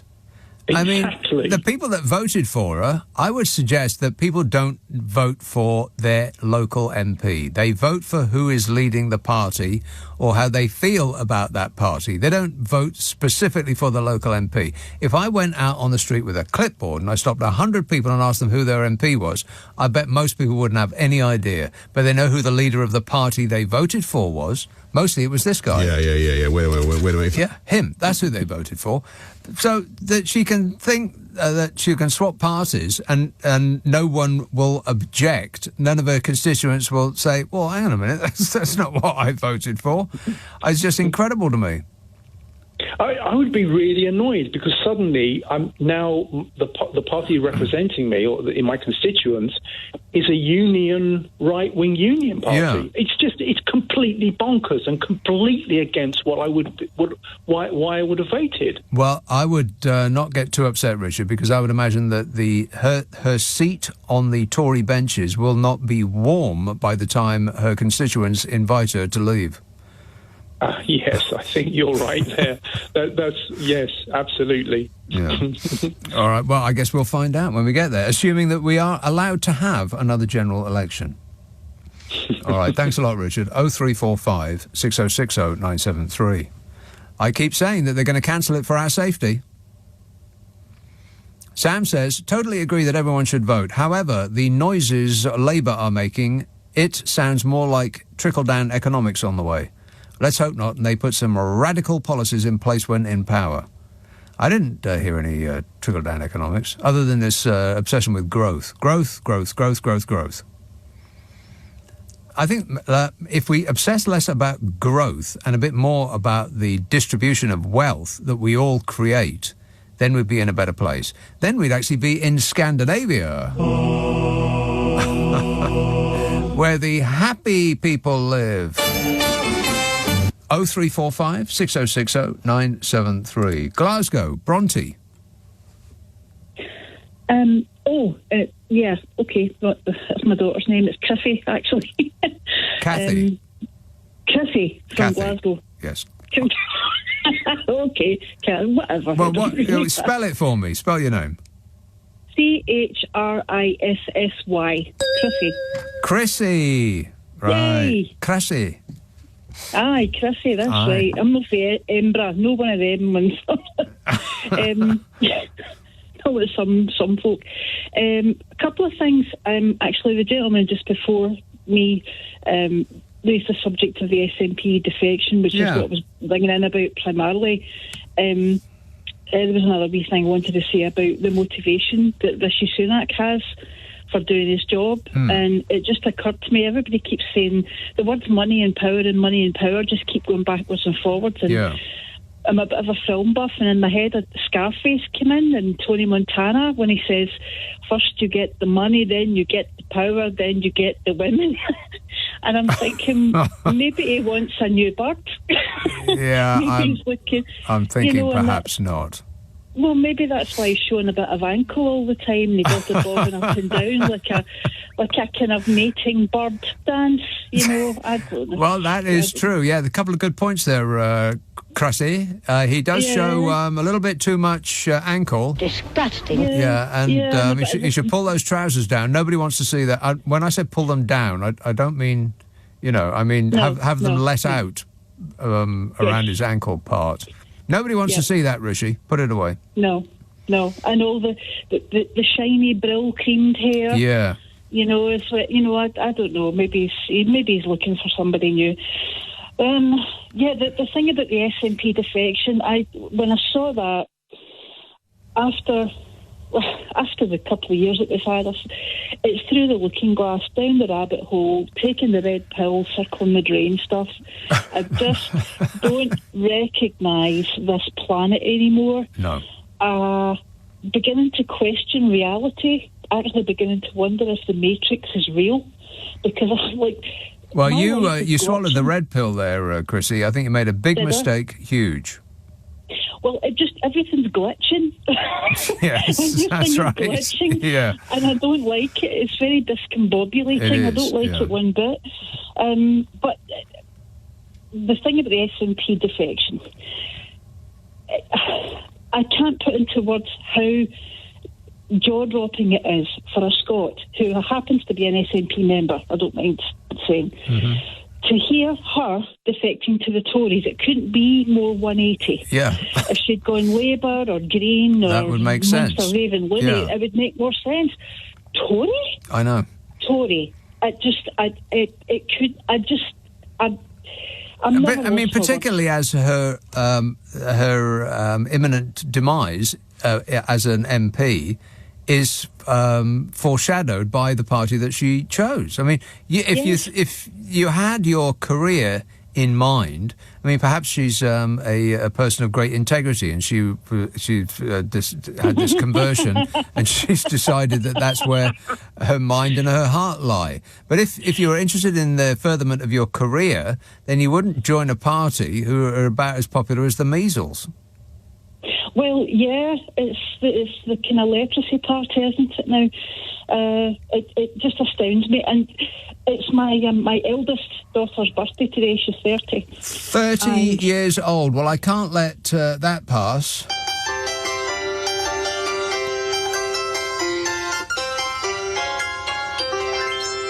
Happy birthday, daughter. It's Beth, yep, she'll be absolutely thrilled. Thank you very much. And I had a lunch out with her today and her boyfriend, and they both live in East Kilbride, which happens to be the constituency. Right. But this traitor has defected. So And I couldn't, not talk about it. And I said, what do you think of it? And they were both they couldn't believe it either. No. And what they were angry about, because they were a bit miffed about it, and they were saying, well, look, there should be a by-election. Yes. That should be triggered automatically when that kind of thing happens, because she doesn't have a mandate now. Because nobody voted for... to go a complete 180 is to kind of spit in the eye of everybody. She's no longer representing the views of the electorate. Right, but it fits right in, because nobody voted for this person either. Absolutely. And nobody voted for this guy. This government... That guy wasn't voted for anybody either. So, it's all of a piece. Yeah. Well, maybe that's why she's joined the Tories. She doesn't want to be elected anywhere ever again. Maybe she... I don't know. Maybe she just thought, right, this whole MP lark, I just can't stand it anymore. I'm going to go out in like a blaze of glory or a blaze of infamy, whichever you choose. But I wouldn't imagine that she should bother learning anybody's name in the Conservative Party, because I seriously doubt that after the next election she's going to be there. Well, but she's done so locally. I mean, there are some traitorous things that you can do in life, and if you are an SNP that's defected to Tory, you're toast. Nobody's ever going to entertain your notion of a political integrity ever again. I kind of doubt it, yeah. All right, good work, Chrissy, if that is indeed your name. It is indeed. Yeah. Okay, cheers, my dear. It's really bizarre. I don't get it. I mean, when Boris Johnson was foisted upon us the first time around, Smoke said, my view is the change of leader requires a general election. Yeah. Well, if in his view, then surely a change of party would require a local election. How can that happen? It just seems so weird, doesn't it? I'm right about that. I know instinctively that I'm correct about that people don't vote for their local MP. They just don't. They vote for the party and whoever is the leader of that party. Now, it might not even matter who's the leader of the party, because they might just vote for the same party, over and over and over again their entire life. They just, they know where their cross is going to go before their local MP is announced. But when they switch parties on you, that just seems odd. It's an anomaly. An anomaly. It's an anomaly. Leading Britain's conversation. Nick Abbot. Alexa, send a comment to LBC. Anybody care what this guy thinks? No! 0345 6060 973. Bicester. Phil. Hello? Yes, Phil. Can you hear me? No. Loud and clear as a bell. All right. I'm down the well. Sorry, mate. I just thought I'd give you a call before I went on my night shift. Oh, yeah. Yeah. What do you mean, oh, yeah? Anyway, yeah, I just wanted to make a couple of observations if I got time before you cut me off. Go ahead. You're always suffering from something. Well, I don't know why you would say that, because you know me, I never like to complain. Whinging and whining and moaning. Mm-hmm. You don't like to complain, but you do. But the thing is, first of all, you suffered with builder's dust. Builder's dust, yeah. And then the carpet cleaner. And the carpet cleaner, yeah. Yeah. You've been listening to my you've been listening to my Best Of podcast, haven't you? Oh, I listen to all of them. Right. Because in my Best Of podcast, I've been going through old shows to put a Best Of together, and there was quite a few incidents there where it was almost as though I don't know, Vladimir Putin was trying to kill me. Builder's dust had a face full of that, which was just awful. And then somebody came in here and cleaned the carpet, and I am in fear of that happening again, because eventually it will. But they cleaned the carpet with they absolutely soaked the carpet in this tiny room, and the fumes coming off it, you wouldn't believe it. I was seeing rainbows. Well, Why didn't you complain to the management? Because it was Friday night and the management weren't here. Oh, okay. Well, anyway, have you been glittered yet? No. That's your next. Yeah. That's your next glittered. Yeah, I'll look forward to that. Increase security. Yeah, somebody is going to replace my breakfast cereal with a bag of glitter. Yeah. That's it. And then after that, you'll have the bed bugs. The what? The bed bugs. Oh, the bed bugs. Yeah, no, that's that is keeping me not up at night, but I am concerned that will happen because once you got them, you can't get rid of them. Apparently, that's right. Yeah. The whole boat and the tunnel has to be steam cleaned, but them French bed bugs, they don't hop. You know that, don't you? They don't what? Hop. They don't hop. They don't? They don't hop. Oh, hop, like frogs. Yeah, okay, get it. All right, thanks a lot, Phil. Oh, and they're not French bed bugs, by the way. The bed bugs are everywhere. New York had a really bad... I don't know what they did to get rid of that.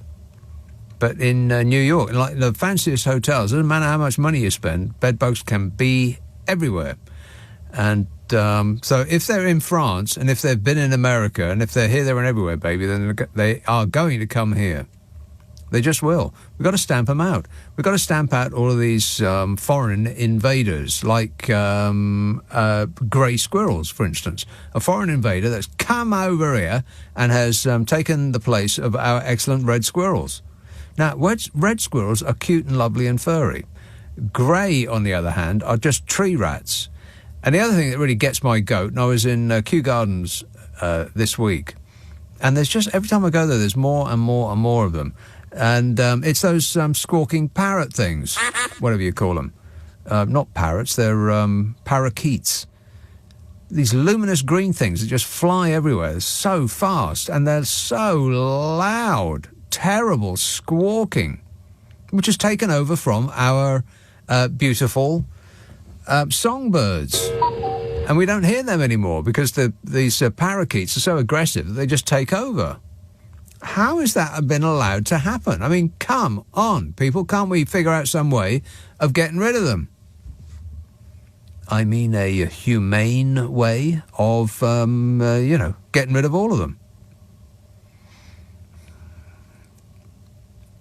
Just a thought.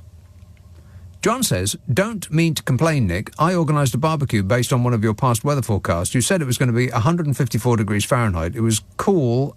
It was a cool 62. I'm sticking with my pine cone, says John. 0345 6060 973. Oldbury, Ranjit. Hi, Nick. How you doing, mate? I am great, mate. Good. I've been listening all this week, yeah, to LBC. Somebody come up with a funny one. I think it was last night or the night before. And he says, that's Suella Doberman. Did you hear it? Doberman.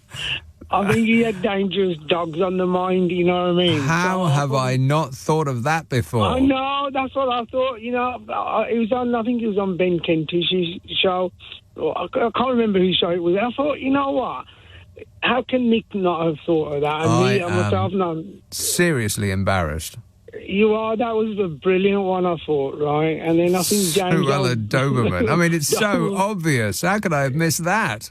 You'll have to put that in your, what you call it now, that, you've got to put file, your file, copyright it, yeah, Suella Doberman, yeah. Detailed files, yeah. I've thought of one for Rishi Sunak, titchy shoe size. Yeah.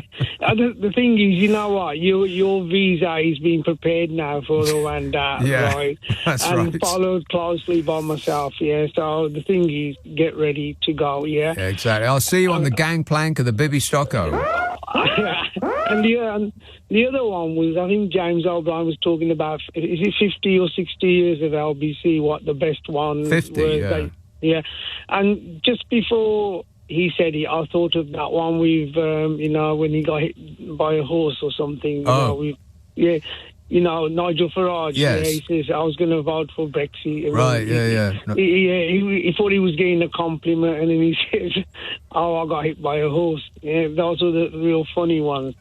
But, obviously, it's very sad what's happening in Israel. And, both sides, human beings are going to die. And that's the bad thing about it, while the political people play their games, right? But I don't really want to talk about that. No, when you say no general election next year, yes. If we go to war now, or there's a big war, I think that's going to be a good way to... say, listen, sorry guys, we can't have this election until these crises all around the world are finished. Until we're polling higher than we are at the moment. And then Tishy's shoe size, or was he going to say, right, I'm the one that, Tom Thumb, I've gone around the world and I've sorted everybody's problems out now. Will you please vote for me? And then these dinglings, are suddenly going to forget what's actually happened to them, and vote this shower back in. Like now you don't hear about the dinky people. You don't hear about... only for a time being, I know you're going to disagree with me, right? But they've always... People are starting to realise a little bit the distraction politics that's happening all around the world now. I mean, even Biden says he wants to build a wall now, right? Well, I think that people are actually just coming. It's almost as though we're coming around from a national stupor. We do actually get it now. We are being gaslit on a daily basis. People are trying to tell us that up is down and black is white.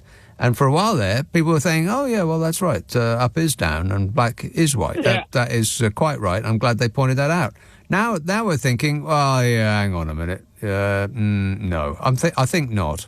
Yeah, Nick, the other one, right? I'm always kind of, doing surveys in my head when I talk to people, Every person that I've asked, I says, explain to me what a junior doctor is. Yeah. Right? And they say, oh, somebody that's just come out of university. That's obvious. And you stupid boy. I said, what do you mean? You're calling me a stupid boy? Right? I said, a junior doctor is anybody who hasn't gone to be a consultant or a surgeon or a GP. So you can be like 68 years old, working in a hospital. You're still going to be classed as a junior doctor. These are the things that people have been gaslit by giving everybody a title. Like these refugees, they're called dingy people, right? A girl that's decided to have a baby and she's not married or whatever is called, I don't know what single mother. Looking for a flat. Benefits cheap, no doubt. So we now need to start giving titles to people like Rishi Sunak. When you're saying what's he in there for, right? I mean, there's loads of other reasons. The one is, there's certain things that money can't buy. Like if he goes every week to see the king, and he says to him, "Oi, Charlie, boy, I've got more money than you." He says, "Yeah, but you're not the king, boy, are you?" Right? He could call him the Charwala if he wants, right? But the thing is, I'm not sure what benefit he would accrue from that. I mean, which part of that can't money buy? Well, no, the title for a start. He's never going to be King of England, is he? Well, no. I mean, not that you would want to be. Rishi Sunak is never going to be the King of England. At least we can agree on that. Yeah, that's the one. I've got to go, but thanks for that. If only I had that clip to hand, the Nigel Farage clip. I'm immensely grateful to you for everything you've done in British politics over the last few years. I used to be an ardent Remainer. I voted Remain. I believed in the European project. I believed that staying in the European Union was the best thing for us. And then something happened, and something monumental happened, and it completely changed my opinion on the whole situation. What was that monumental thing, Mark? I was kicked in the head by a horse. Right, very good. Okay, fine. Thank you. No, thank you. On your radio, on Global Player, and Play LBC. Leading Britain's conversation. This is LBC.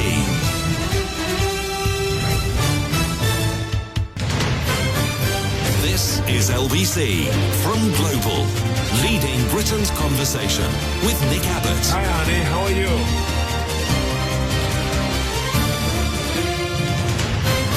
I just want to tell you all how happy I am to be back in the studio, making a picture again. It's a radio show, dear. 0345 6060 973. The nice man on the news just predicted snow. Oh, no. Snow? Oh, no. It's not summer anymore. 0345 6060 973. Here is Kingston upon Thames. Hello, John. Hi, Nick. Hello, mate.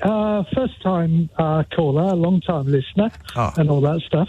Lovely show. I can't believe I phoned in on something that's not particularly political. Given your show. It was about your parakeets. Yes. Being in Kingston, obviously, we're inundated with them. Yeah. I've sort of studied them I haven't studied them. I've watched them fly overhead for probably 30 years, building up in numbers. Yeah, they really are building up in numbers, aren't they? They're blooming everywhere. My worry is you probably, if you see them near the ground, they're very aggressive, and they're actually killing off the local bird life. Correct. And I think that's why we don't have things like sparrows anymore, small birds. Robins seem to be more sort of elusive. They sort of hide away because they're not going to be attacked. Anyway, the upshot is I went to a meeting in Kingston this week with a sort of conservation society that look at the riverbanks and the parks and everything else. And there was a nice lady there whose name I've completely forgotten, but apparently they'd given a talk on the peregrine falcons of Kingston. Now, apparently they're nesting on top of Kingston College. Now, I'm not quite sure which college it is. I think it's the main college in the centre of Kingston. And they've got a nest on the roof about 10 stories up. Now, they're obviously a predator. Yeah. And they love to prey on pigeons and apparently ring-necked parakeets. Do they? Yes. So because pigeons are relatively sort of fat and slow. I mean, a pigeon's flight is pretty straight. And there was a video that not just quite a few people saw this. I mentioned it to a few people. They said, "Oh yeah, I just saw that too." It went around the internet this week, and it was of a falcon taking a pigeon in mid-flight. Did you see that? No, I haven't it was all over social media. It just folds its wings and it goes so fast you can't believe it. And it whacked this pigeon, stunning it, and then turned around in the air and caught it and made off with it. A long time ago, I've seen. I don't know if it's the same footage, but a long time back. Yeah, I know what you mean. It actually went back and caught it before it hit the ground. That's right. Yeah, now, I can imagine that it'd be relatively easy for a falcon or some such raptor to get a pigeon, but those parakeets, they are so quick and they seem to curve in flight. I was watching some of them in Kew Gardens, and I was sitting there thinking, how difficult would it be to actually take those out of the air? Like if you got some sort of sharp shooters and just position them around the garden and invited them to blast away, might we get rid of that problem? Do you know all the urban myths about how they're here? Well, isn't it? Some people say that it was Jimi Hendrix. Rock and roll! Oh, no, yes, that was... literally, it could be Jimi Hendrix. Yeah. Wasn't it? It's also thought the BBC were making... Am I allowed to say the BBC? Yeah. They were making some Treasure Island type programme. Yeah. In the vicinity of Virginia Waters. Right. Many years ago, in the 70s, early 70s. And they actually accidentally released some. Oh, my God. The BBC... So it's Gary Lineker's fault. It's Gary Lineker's fault. He's lefty living footballer. Yeah, exactly. Ruining our television. Exactly. Yeah, there's quite a few stories. I mean, the boring one is that a lot of people over, 200 years in London have had parakeets and they've escaped. And Right. it could be as simple as that. Well, But one theory the that's Jimi just Hendrix story does run strong. That's right. One story that's just come up on my screen says one popular theory is that they were refugees from the film set The African Queen, with Humphrey Bogart and Catherine Hepburn, which is shot. quite bizarre because The African Queen was also shot in Ealing. a bit of Turkey. Ealing. Near Marmaris. Ealing, though. I say that as a holiday maker. Ealing, wasn't it? Ealing, shot in Ealing. Studios, but they did do some location shots as well. Right. So what was the upshot of your meeting then? Are the residents furious and they're going to do something about it? No. We're just furious about. We have a local park, and they're talking about. There's a cycle path. It's very dull. There's a cycle path on the Thames, and they want to move the cycle path because they want to turn the embankment of the Thames back to how it was in the Victorian period, which is basically almost a beach, which is quite interesting. Oh, if you go, if a beach by the Thames, if you go down to that beach today, you're in for a big surprise. It has a lot of shingle. It's just all buried. Right. Okay. All right. Well, keep your eyes peeled, John, and as soon as there is a development, you let me know straight away with that parakeet issue. Thanks a lot, mate. 0345 6060 973. I just genuinely do not understand why we are allowing them to take over. I don't get it.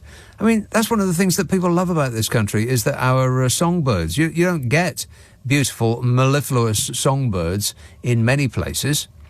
I mean, if you go to where it's hot, it's that parakeet squawk. That's what you get. Like that. As opposed to the beautiful sound of a blackbird. That was was a recording of a blackbird made yesterday. But, our songbirds are being beaten out by these aggressive, luminous green things. I hate them. But, other than that, I wish them all the best.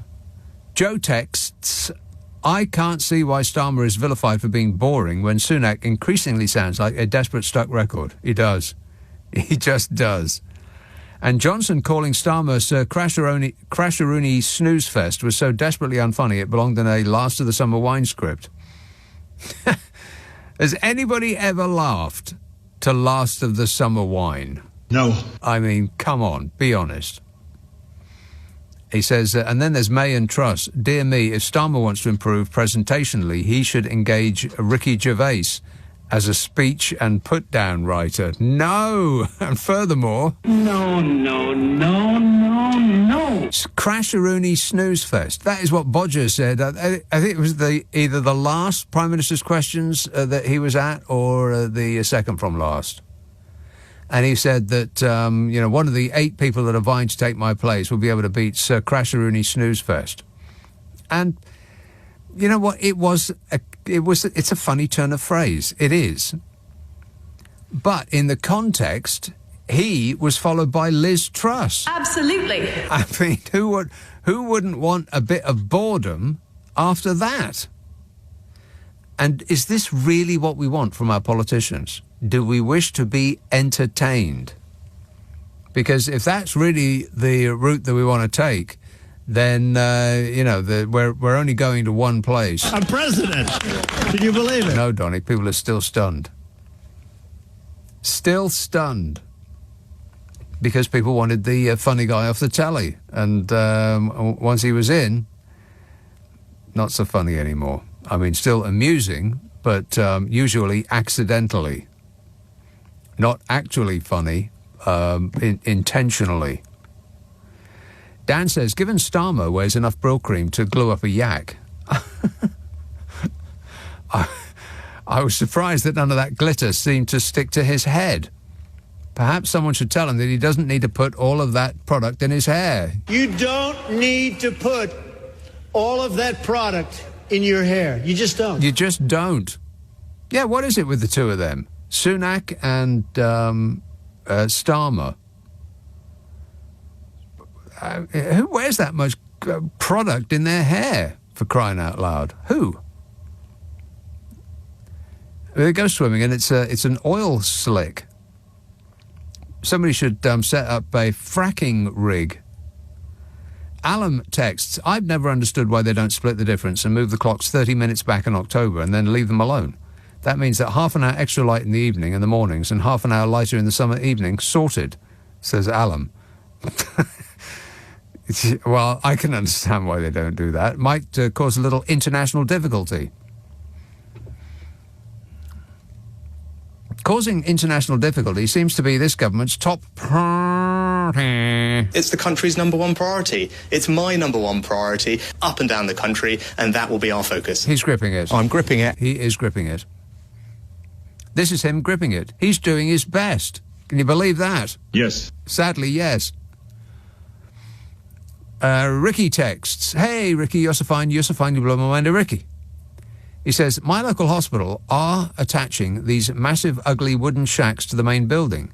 Is this the Conservatives' idea of 40 new hospitals by storing the poor in sheds and then swiftly moving them to the freezers? Wow. I didn't see that coming.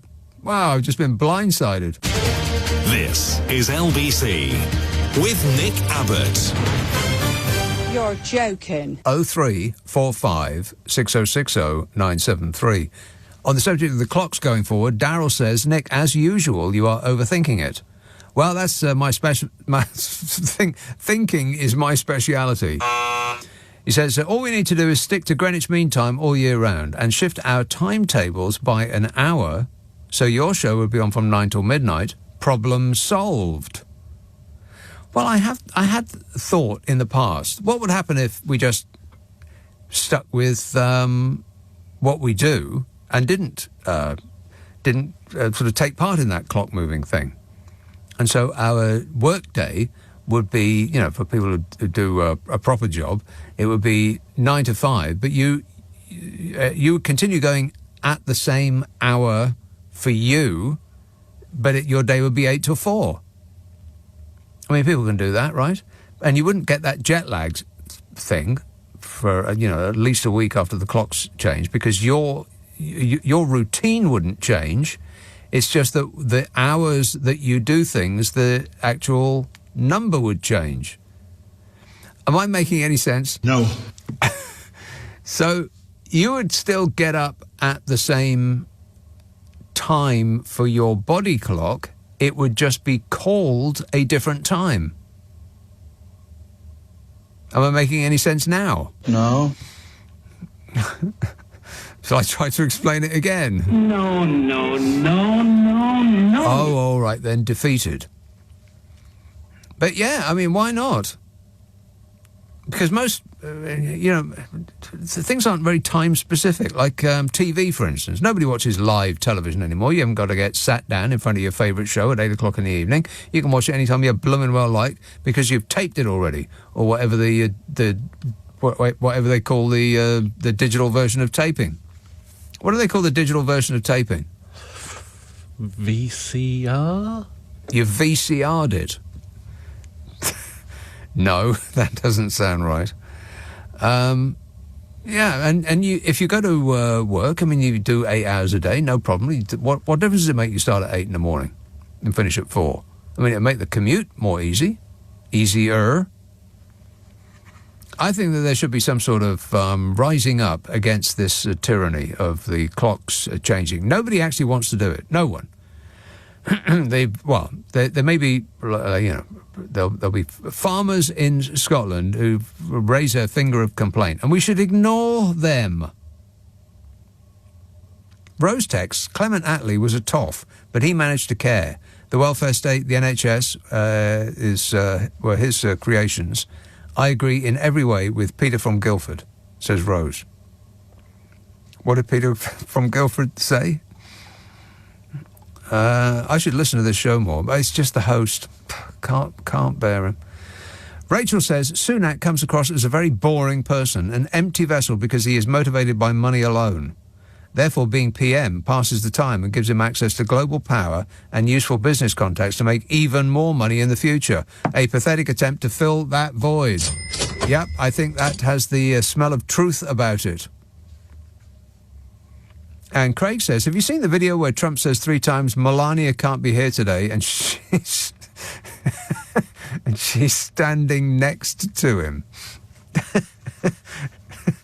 Yeah, but was she paying attention? She was like standing there, but she was zoned out. Your husband misses you, Melania. I don't care. She's not that bothered. Look at that switchboard. 0345 6060 973. Nothing occurring to anybody anymore? I am stunned. Richard says, when I go out, there's no end of texts and emails. I've got 11 pages of closely typed messages to get through. I'm not going to be able to do it. It's a phone-in show, kids. Richard says, when I go out on my motorbike, my visor gets covered in insects. Maybe they just aren't attracted to your vintage car. Well, it's not just me. It's commonly understood to be the fact that there are just far fewer insects than there used to be. I think they did this thing in Germany over a 20-year period. And it was... I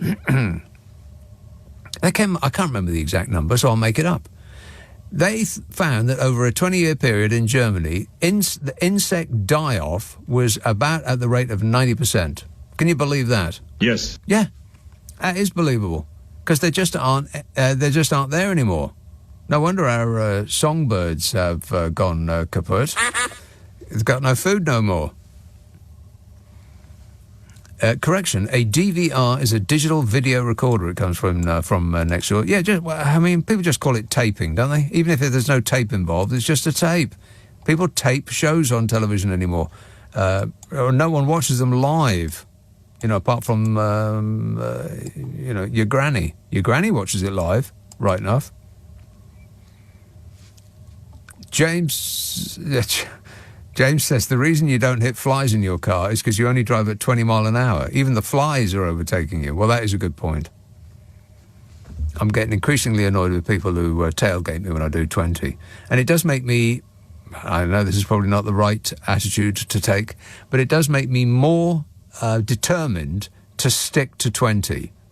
If somebody's right up my tailpipe and they're flashing and going furious because I'm doing 20 in a 20 zone, it does actually stiffen my resolve while I'm driving. You believe that? Disgusting. It makes me want to really stick to 20. To not go over at all. And to hell with them behind. Of course, that will probably eventually end up in disaster for me and them. But in the meantime, I know I'll be in the right. I'm a good boy, I am. Yeah.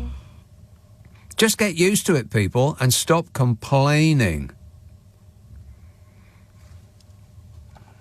Kevin says, I can tell you that the bugs are back. I drove a large van this week, and by the end of the day, my windscreen looked like... I can't say that.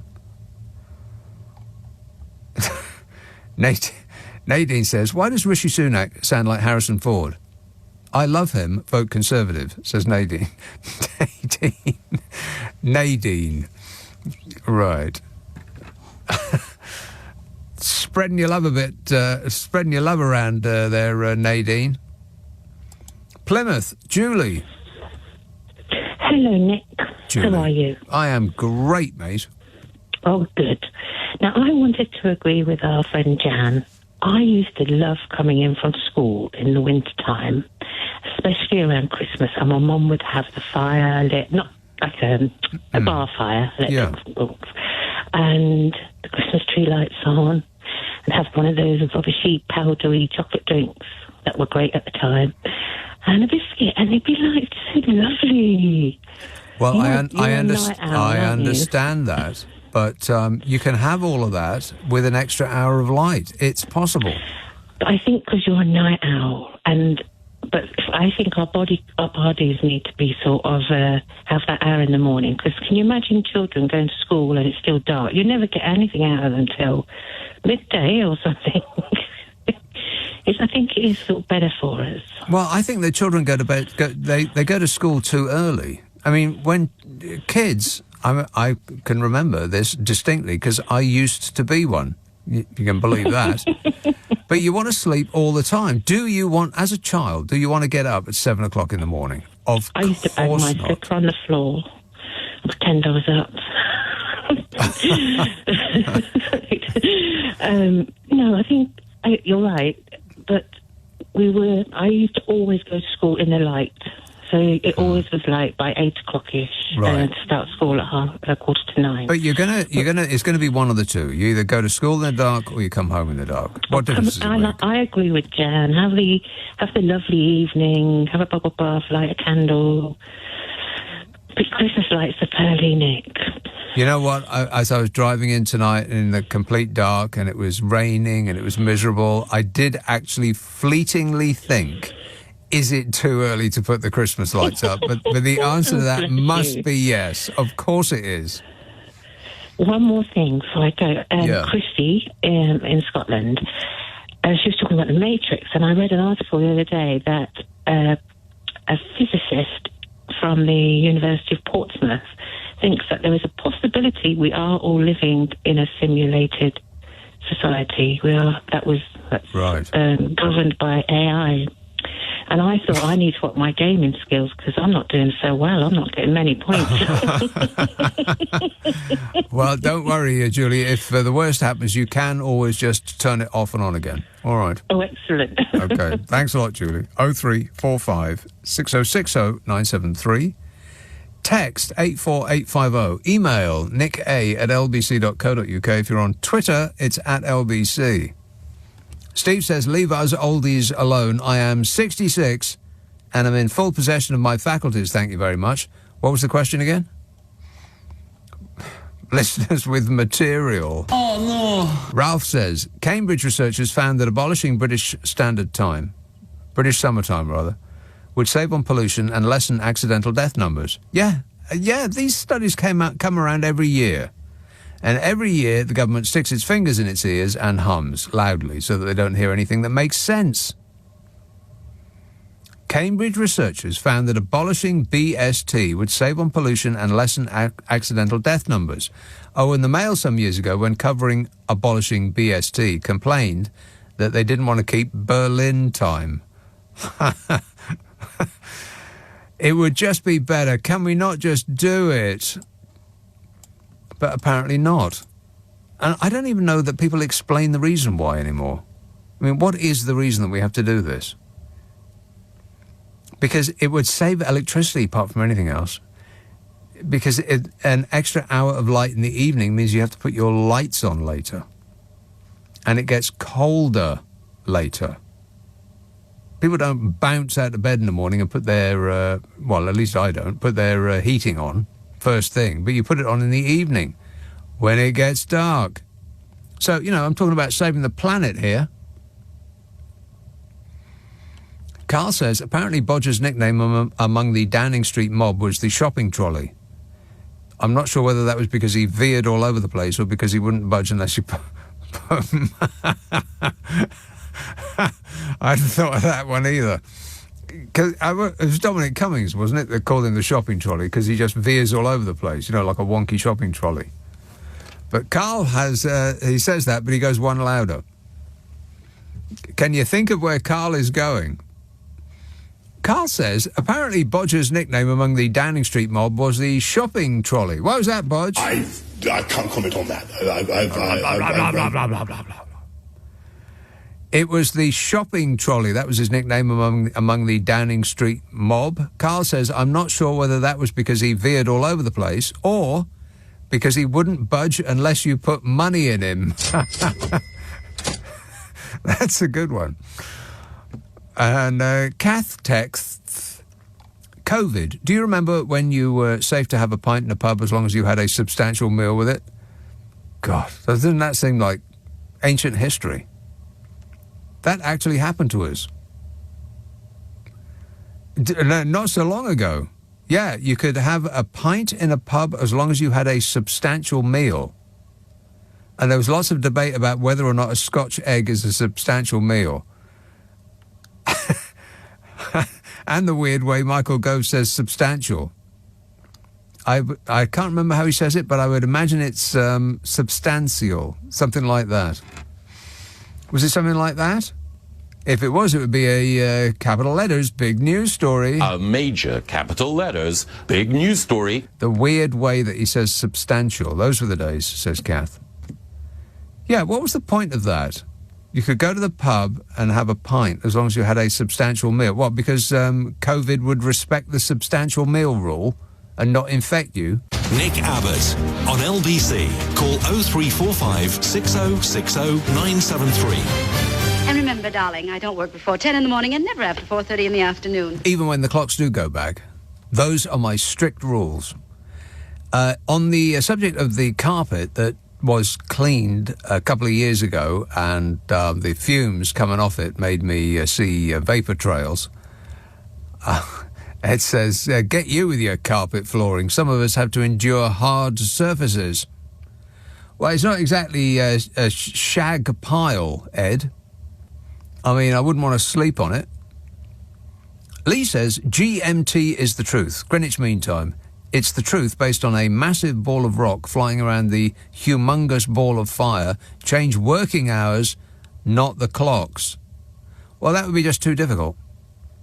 If we just kept to the same thing, you could call it a sort of a people's protest. I mean, the government can put the clocks back all they like, but if we don't play ball, then what are they going to do about it? They can't arrest us all, and they certainly can't put us in jail because we ain't got no places no more. Even after Mr. Blobby promised us that he was going to build some super soaraway new prisons that would be able to hold 10,000 eco-protesters. Bodge? Yeah. Wait a minute. Yeah, extremists.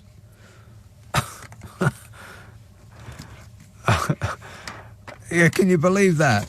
I mean, of all the things that the Party of Law and Order would be responsible for, they're letting convicted rapists and burglars walk free because the prisons are full.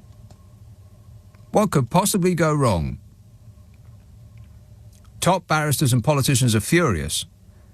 And by the way, there's so many stories that start with fury as in the Mail. I mean, it's like pretty much every other story now. Fury as Kate wears the same coat twice. You know, stuff like that. Although, of course, they would never be furious if Kate did it, because Kate is practically perfect in every way. If Meghan did it... No! Top barristers and politicians are furious that convicted rapists and burglars may be free to walk the streets from next week because prisons are full. Sex offenders and burglars could be let out on bail rather than handed an immediate custodial sentence. This is according to guidance issued to judges. Guidance. That is their guidance, not just something that might have to happen in extreme circumstances. The guidance says sex offenders and burglars will be freed into the community. The most dangerous criminals will reportedly have to be held in magistrates' courts if they are remanded in custody. Until, of course, those are full, and then, I don't know, we'll put them in your bedroom. Lord Edis, the senior presiding judge in England and Wales, has ordered the sentencing of convicted criminals currently on bail to be delayed from Monday. It's all part of the law and order message of the Conservative government. We won't catch your criminal unless they happen to stumble and fall into a police car, and even if that happens, they won't go to jail because we don't have enough places as the prisons are full of climate protesters. The news has caused anger and disbelief among barristers, judges and politicians across the country. Leading criminal barrister Joanna said, "I am angry and I can't believe it." Shadow Home Secretary Yvette Cooper said... What? Yeah. I agree with those sentiments. The UK's prison population has increased substantially since the COVID pandemic in 2020. Yeah, but we haven't got the right people, though, have we? I mean, there's a lot of people that made a lot of money during the COVID pandemic, and none of those are in jail. They have instead gone to the House of Lords. According to the latest figures, there are now 88,016 prisoners. As of October the 6th, capacity across the whole prison estate stood at 88,667. That means there's just 651 spaces left, maths fans. 651 spaces. That is just enough to house every single MP in the land. Let's do it. We have to make that happen.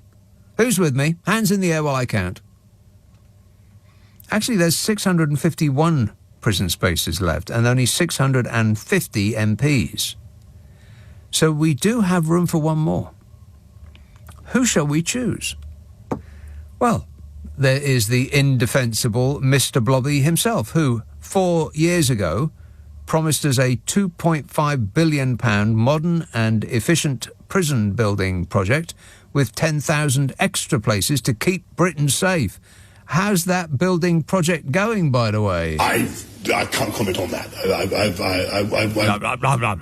Yeah, let's give him a long time to contemplate his failure. 0345 6060 973. New Malden. Ahmed. Greetings, Dick. It's been a while. How you doing? All right, thanks. Yes, thanks to Private Eye, I just learned that Jacob Rees-Mogg has been knighted. I mean, for heaven's sake. I mean, can anyone be knighted if they dress up like him and talk like him? Yes.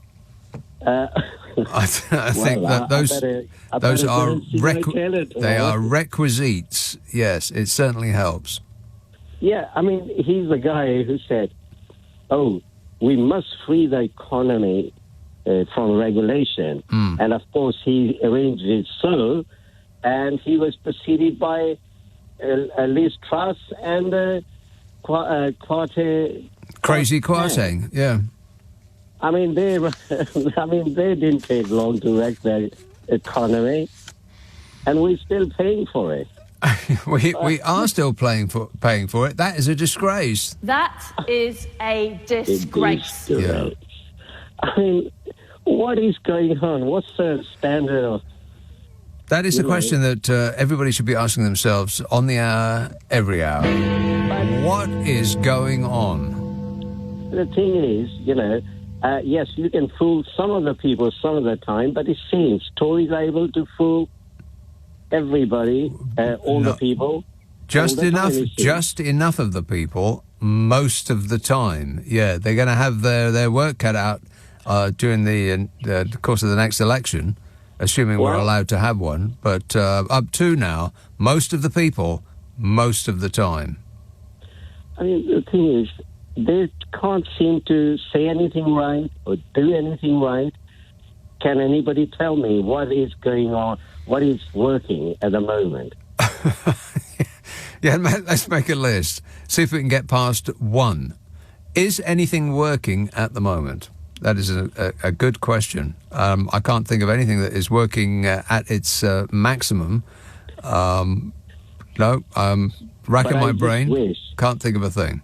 I just wish Keir Starmer was able to really take full advantage and, exploit the, obviously... He is. I mean, have you seen the polling? I've got... No, that is true. That is true.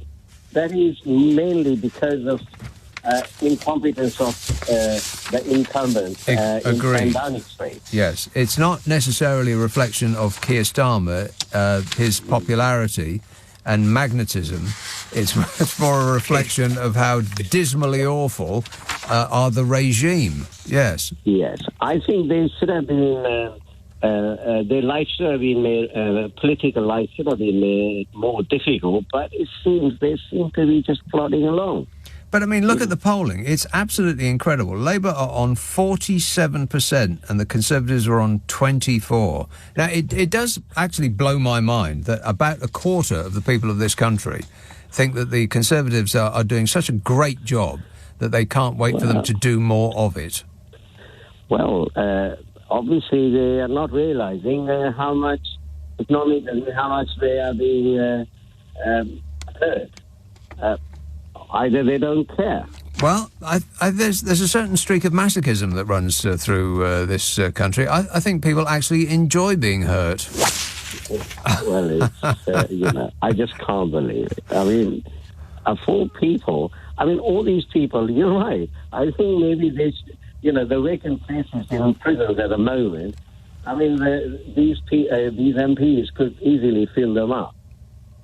Yeah, it seems to me as though we've been given a sign. There's 651 places. There's 650 MPs plus one. Yeah. Wait a minute. I mean, it must be a sign. It's a sign from God. I think we should do it. We must make it happen. Who's with me? Thank you. All right. Thanks a lot, Ahmed. 0345 6060 973. These figures are just incredible. The Greenies are trundling along at 6%. I'm a bit disappointed with 6%. As the weather is a part of the news before it actually gets to the weather part of the news, you'd think it would be a bit higher than that. I'm sure that the kids are all over the Greenies like white on rice. But old people are highly suspicious. So I think that their start is rising, but 6% seems a bit low to me. The Lib Dems are on 9, the Labour Party's on 47, and the Conservatives are on 24, which is dismally bad, but not bad enough. How can a quarter of the people of this country think that the Tories are doing a fantastic job? So great that they can't wait for another 5 years of it. How? What is it that is leading you to that conclusion? I don't get it.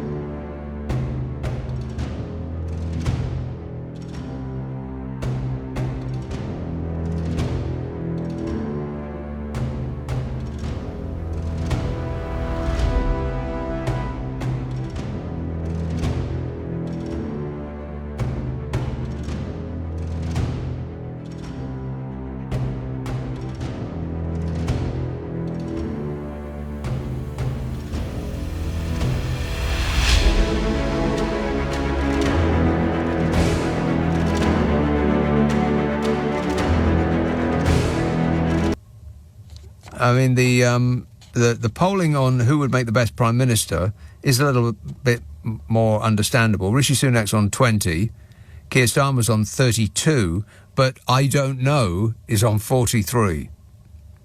Well, it's difficult to know how somebody would do as a Premier unless they've actually done that job. People have made their mind up about Rishi Sunak. And they've thought... No. No. What? Who else have you got? Absolutely. Yeah, not you, Liz. Sit back down. You have delighted us enough. 0345 6060 973. Text 84850. Email nicka@lbc.co.uk. If you're on Twitter, it's at LBC. Friday, Saturday, Sunday night at 10. Nick Abbot, LBC. Coming up at 1 on LBC, Jim Diamond. Ahead of a pro-Palestine demo in London, how should police interpret what kind of protest is acceptable? Jim Diamond on LBC. Over autumn and winter, the rate of burglary increases. But with ADT, you can relax. Enjoy peace of mind with ADT's complete home security system, with video doorbells, smart cameras and more. And with 24/7 professional monitoring, it's the alarm that's never ignored. So enjoy the longer nights, because ADT is always there. Find out more at adt.co.uk. If your business is accused of damaging a client's property, for example, accidentally pouring tea all over their expensive audio equipment, really sorry about that, by the way. then Hiscox could help protect you. The story of your business. Underwritten by Hiscox Business Insurance. Subject to already holding a relevant Hiscox policy and subject to policy eligibility, terms and conditions. Jimmy was chuffed with his new Italian scooter. However, he was even more chuffed that he bought it on his Barclaycard. Because when things didn't quite go to plan, he had protection and could claim back on his purchase. You'll be up and running in no time, Jimmy. What you buy is your business. Giving you purchase protection is ours. Search Barclaycard Protection to find out more about how we protect your purchases. Barclaycard. Make money work for you. 28.9% APR variables, subject to application, financial circumstances and borrowing history. T's and C's apply. It's the season to stay in, so you want broadband you can rely on. And with BT Full Fibre, you get ultra-fast, ultra-reliable speeds of up to 900 megabits per second. It will stay fast too, even at peak times. From only $29.99 a month and now pay nothing up front. Hurry, offer ends 19th of October. Switch to BT today and win at staying in. New customers CPI plus 3.9% increase each March. 24-month contract, 32.5% UK coverage, terms apply.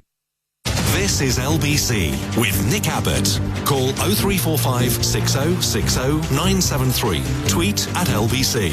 Text 84850. Come on, we're running late. We are indeed running late. I can't believe where the time has gone. Mark says the SNP MP was likely to be deselected by her local party. We're talking about Lisa Cameron. If she leaves and loses in an election, she gets a loss of office payment. You don't get this payment if you are deselected. It couldn't possibly be for that reason, could it? Surely not. Phil says, this chap who suggested the SNP are socialist is miles off the mark. Kate Forbes, Ian Blackford, John Mason and previously Lisa Cameron are socially and fiscally more conservative than most in the Tory party. Well, I don't know about that. Albert says, is the defection of that SNP MP a rare example of a rat jumping on board a sinking ship? A sinking ship. Yeah. Let's have Dorset, Bournemouth. Hello, Christine. Oh, hello there. How are you? Hello there. I am great, mate. How are you? Yeah, I'm doing okay, but No, that doesn't sound like you're doing okay. Why? Because just the way you said it, you said doing okay. That doesn't sound like you're doing okay. No, just listening to your show, and it's like dreadful. No, listen, don't do any bloopers or anything on me, but you know, thinking of doing some bloopers. Yeah, like whatever you do. Whoa. But what I'm trying to say is that... What are you trying to say? Okay, I'll get my point across, is that the last few years have been, like, really difficult for lots and lots of people, and, like, with the Ukraine, and also now, like, with the... with the everything, yeah. Everything. With the everything. And it's... I've tuned off to it all, actually. Yeah, I know how you feel. You just think, oh, I can't stand it anymore. I just want to tune out and do something more pleasant with my life. No, so, like, living down here on the coast, you know, it's easy because, like, you can just... Well, it's not easy for everybody, but you can just, like, turn the radio off. Yeah. But, you know, Go down and have a walk on the beach. But I would have to say, don't go anywhere near the water. And also, like, I've tuned into you tonight because I'm up late because, I've got a hospital appointment tomorrow, but don't worry about that. But I was just... Blimey, how did you manage to get yourself a hospital appointment? That's like gold dust. Oh, God almighty, I'm a queen bee. I don't know what that means. A queen bee. You're a queen bee. Oh, listen, is that what the appointment is about? You've changed species. They're extracting honey from me. Right. Okay, well, I think we better draw a veil over that. Okay. But what I'm saying is that I've noticed, like, over the last number of years, like, living in a lovely place like I do, but just how angry people are getting. Yeah. And, like, I just listened to you and, like, the politics. Do you know what? We should, get rid of politics because it doesn't matter who is in the chair. No, you can't say that, Christine. It absolutely does matter. Please don't be one of these people that says, I'm not going to vote because they're all the same. Oh, no, I do vote. Okay. But the thing is that it really doesn't matter who comes in, who goes out. Because yes, it does. They all make their own little mistakes, don't they? Yep, but making mistakes is one thing, but deliberately sabotaging things is something completely different. So, who has sabotaged something? Well, then? you mentioned the hospital. Let me ask you this, Christine. Can you remember what life was like 13 years ago? Was it easier or more difficult to get a hospital appointment 13 years ago? Oh, okay, to be honest, I was looking after my mum with dementia, actually. She passed away in 2016. Right. And that was, but we had fabulous care, actually. Well, then that's fortunate. Most people would say it is actually, more. Today, Hang on a minute. Hang on a minute. Wait a minute. One moment, please. I would have to say that most people would say that it is more difficult now to get an appointment with a doctor or a consultant than it was 13 years ago when the Tories took over. No, because What do you mean, no? Yes is the answer to that. No, because I've got 4 appointments coming up. Well, like I said, I would say that that's fortunate, but of course it's not fortunate, it's unfortunate for you. But most people would say that it is more difficult getting a doctor's appointment now than it was 13 years ago. And I know that that's the truth because we used to have the #1 rated health service in the world. Most of it was because of ease of access. I mean, the results of that treatment were better in some other countries, depending on which treatment it is that you were after. But for ease of access, we had the #1 service in the world. Now, we definitely don't. Your particular case notwithstanding, Christine. No, but what I'm saying is, but maybe down in this little pocket down here, then I'm living in Wonderland or something. Wow, that sounds great. No, but what's happened is I've been able to get multiple appointments. Yeah, I get that. Your personal experience is good just recently. I'm not talking about you. I'm talking about most people. So, given that that's true, and given that it seems to have got worse with each passing year of the current regime, that would be what I would say is a difference. That differentiates the Conservative Party to the Labour Party, because the party that was in power that gave us that world #1 health service was Labour. So when people say they're all the same and it won't matter who's in charge, yes, it absolutely will.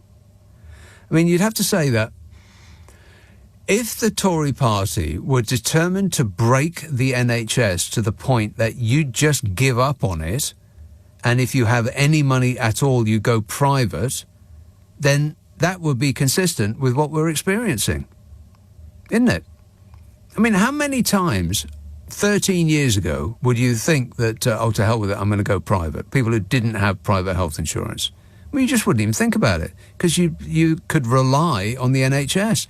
You can't even rely on the NHS for as an emergency service now. Never mind about elective stuff. If ambulances are queuing outside A&E, that is the definition of an emergency service that has gone wrong, isn't it? I mean, if you're in an ambulance, then you need immediate treatment.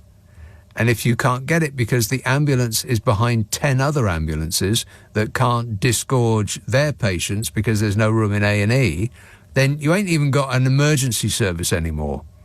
So they've run down the service to the point that people don't even think about. I mean, if you've got any money at all, you don't even think about going to the, calling up your GP, because you know you won't be allowed to see him. At most, you'll get a phone call. It didn't used to be like that. People used to be able to call up their GP and visit them the next day, if not that day. Well, it is still like that in some European countries. They've managed to overtake us. Now, it's specifically because of, it's because of a variety of reasons, chief amongst which is money and the political will to actually, give us the service that we deserve and we paid for, damn it. So, yes, it does matter who's in charge. And it just irks me massively when people say that it doesn't. Just stop and think. Just stop and think. Just stop and think. Just stop and think. Just stop and think. Just stop and think. Just stop and think. Just stop and think. Just stop and think. Just stop and think. Just stop and think. Just stop and think. Just stop and think. Just stop and think. Just stop and think.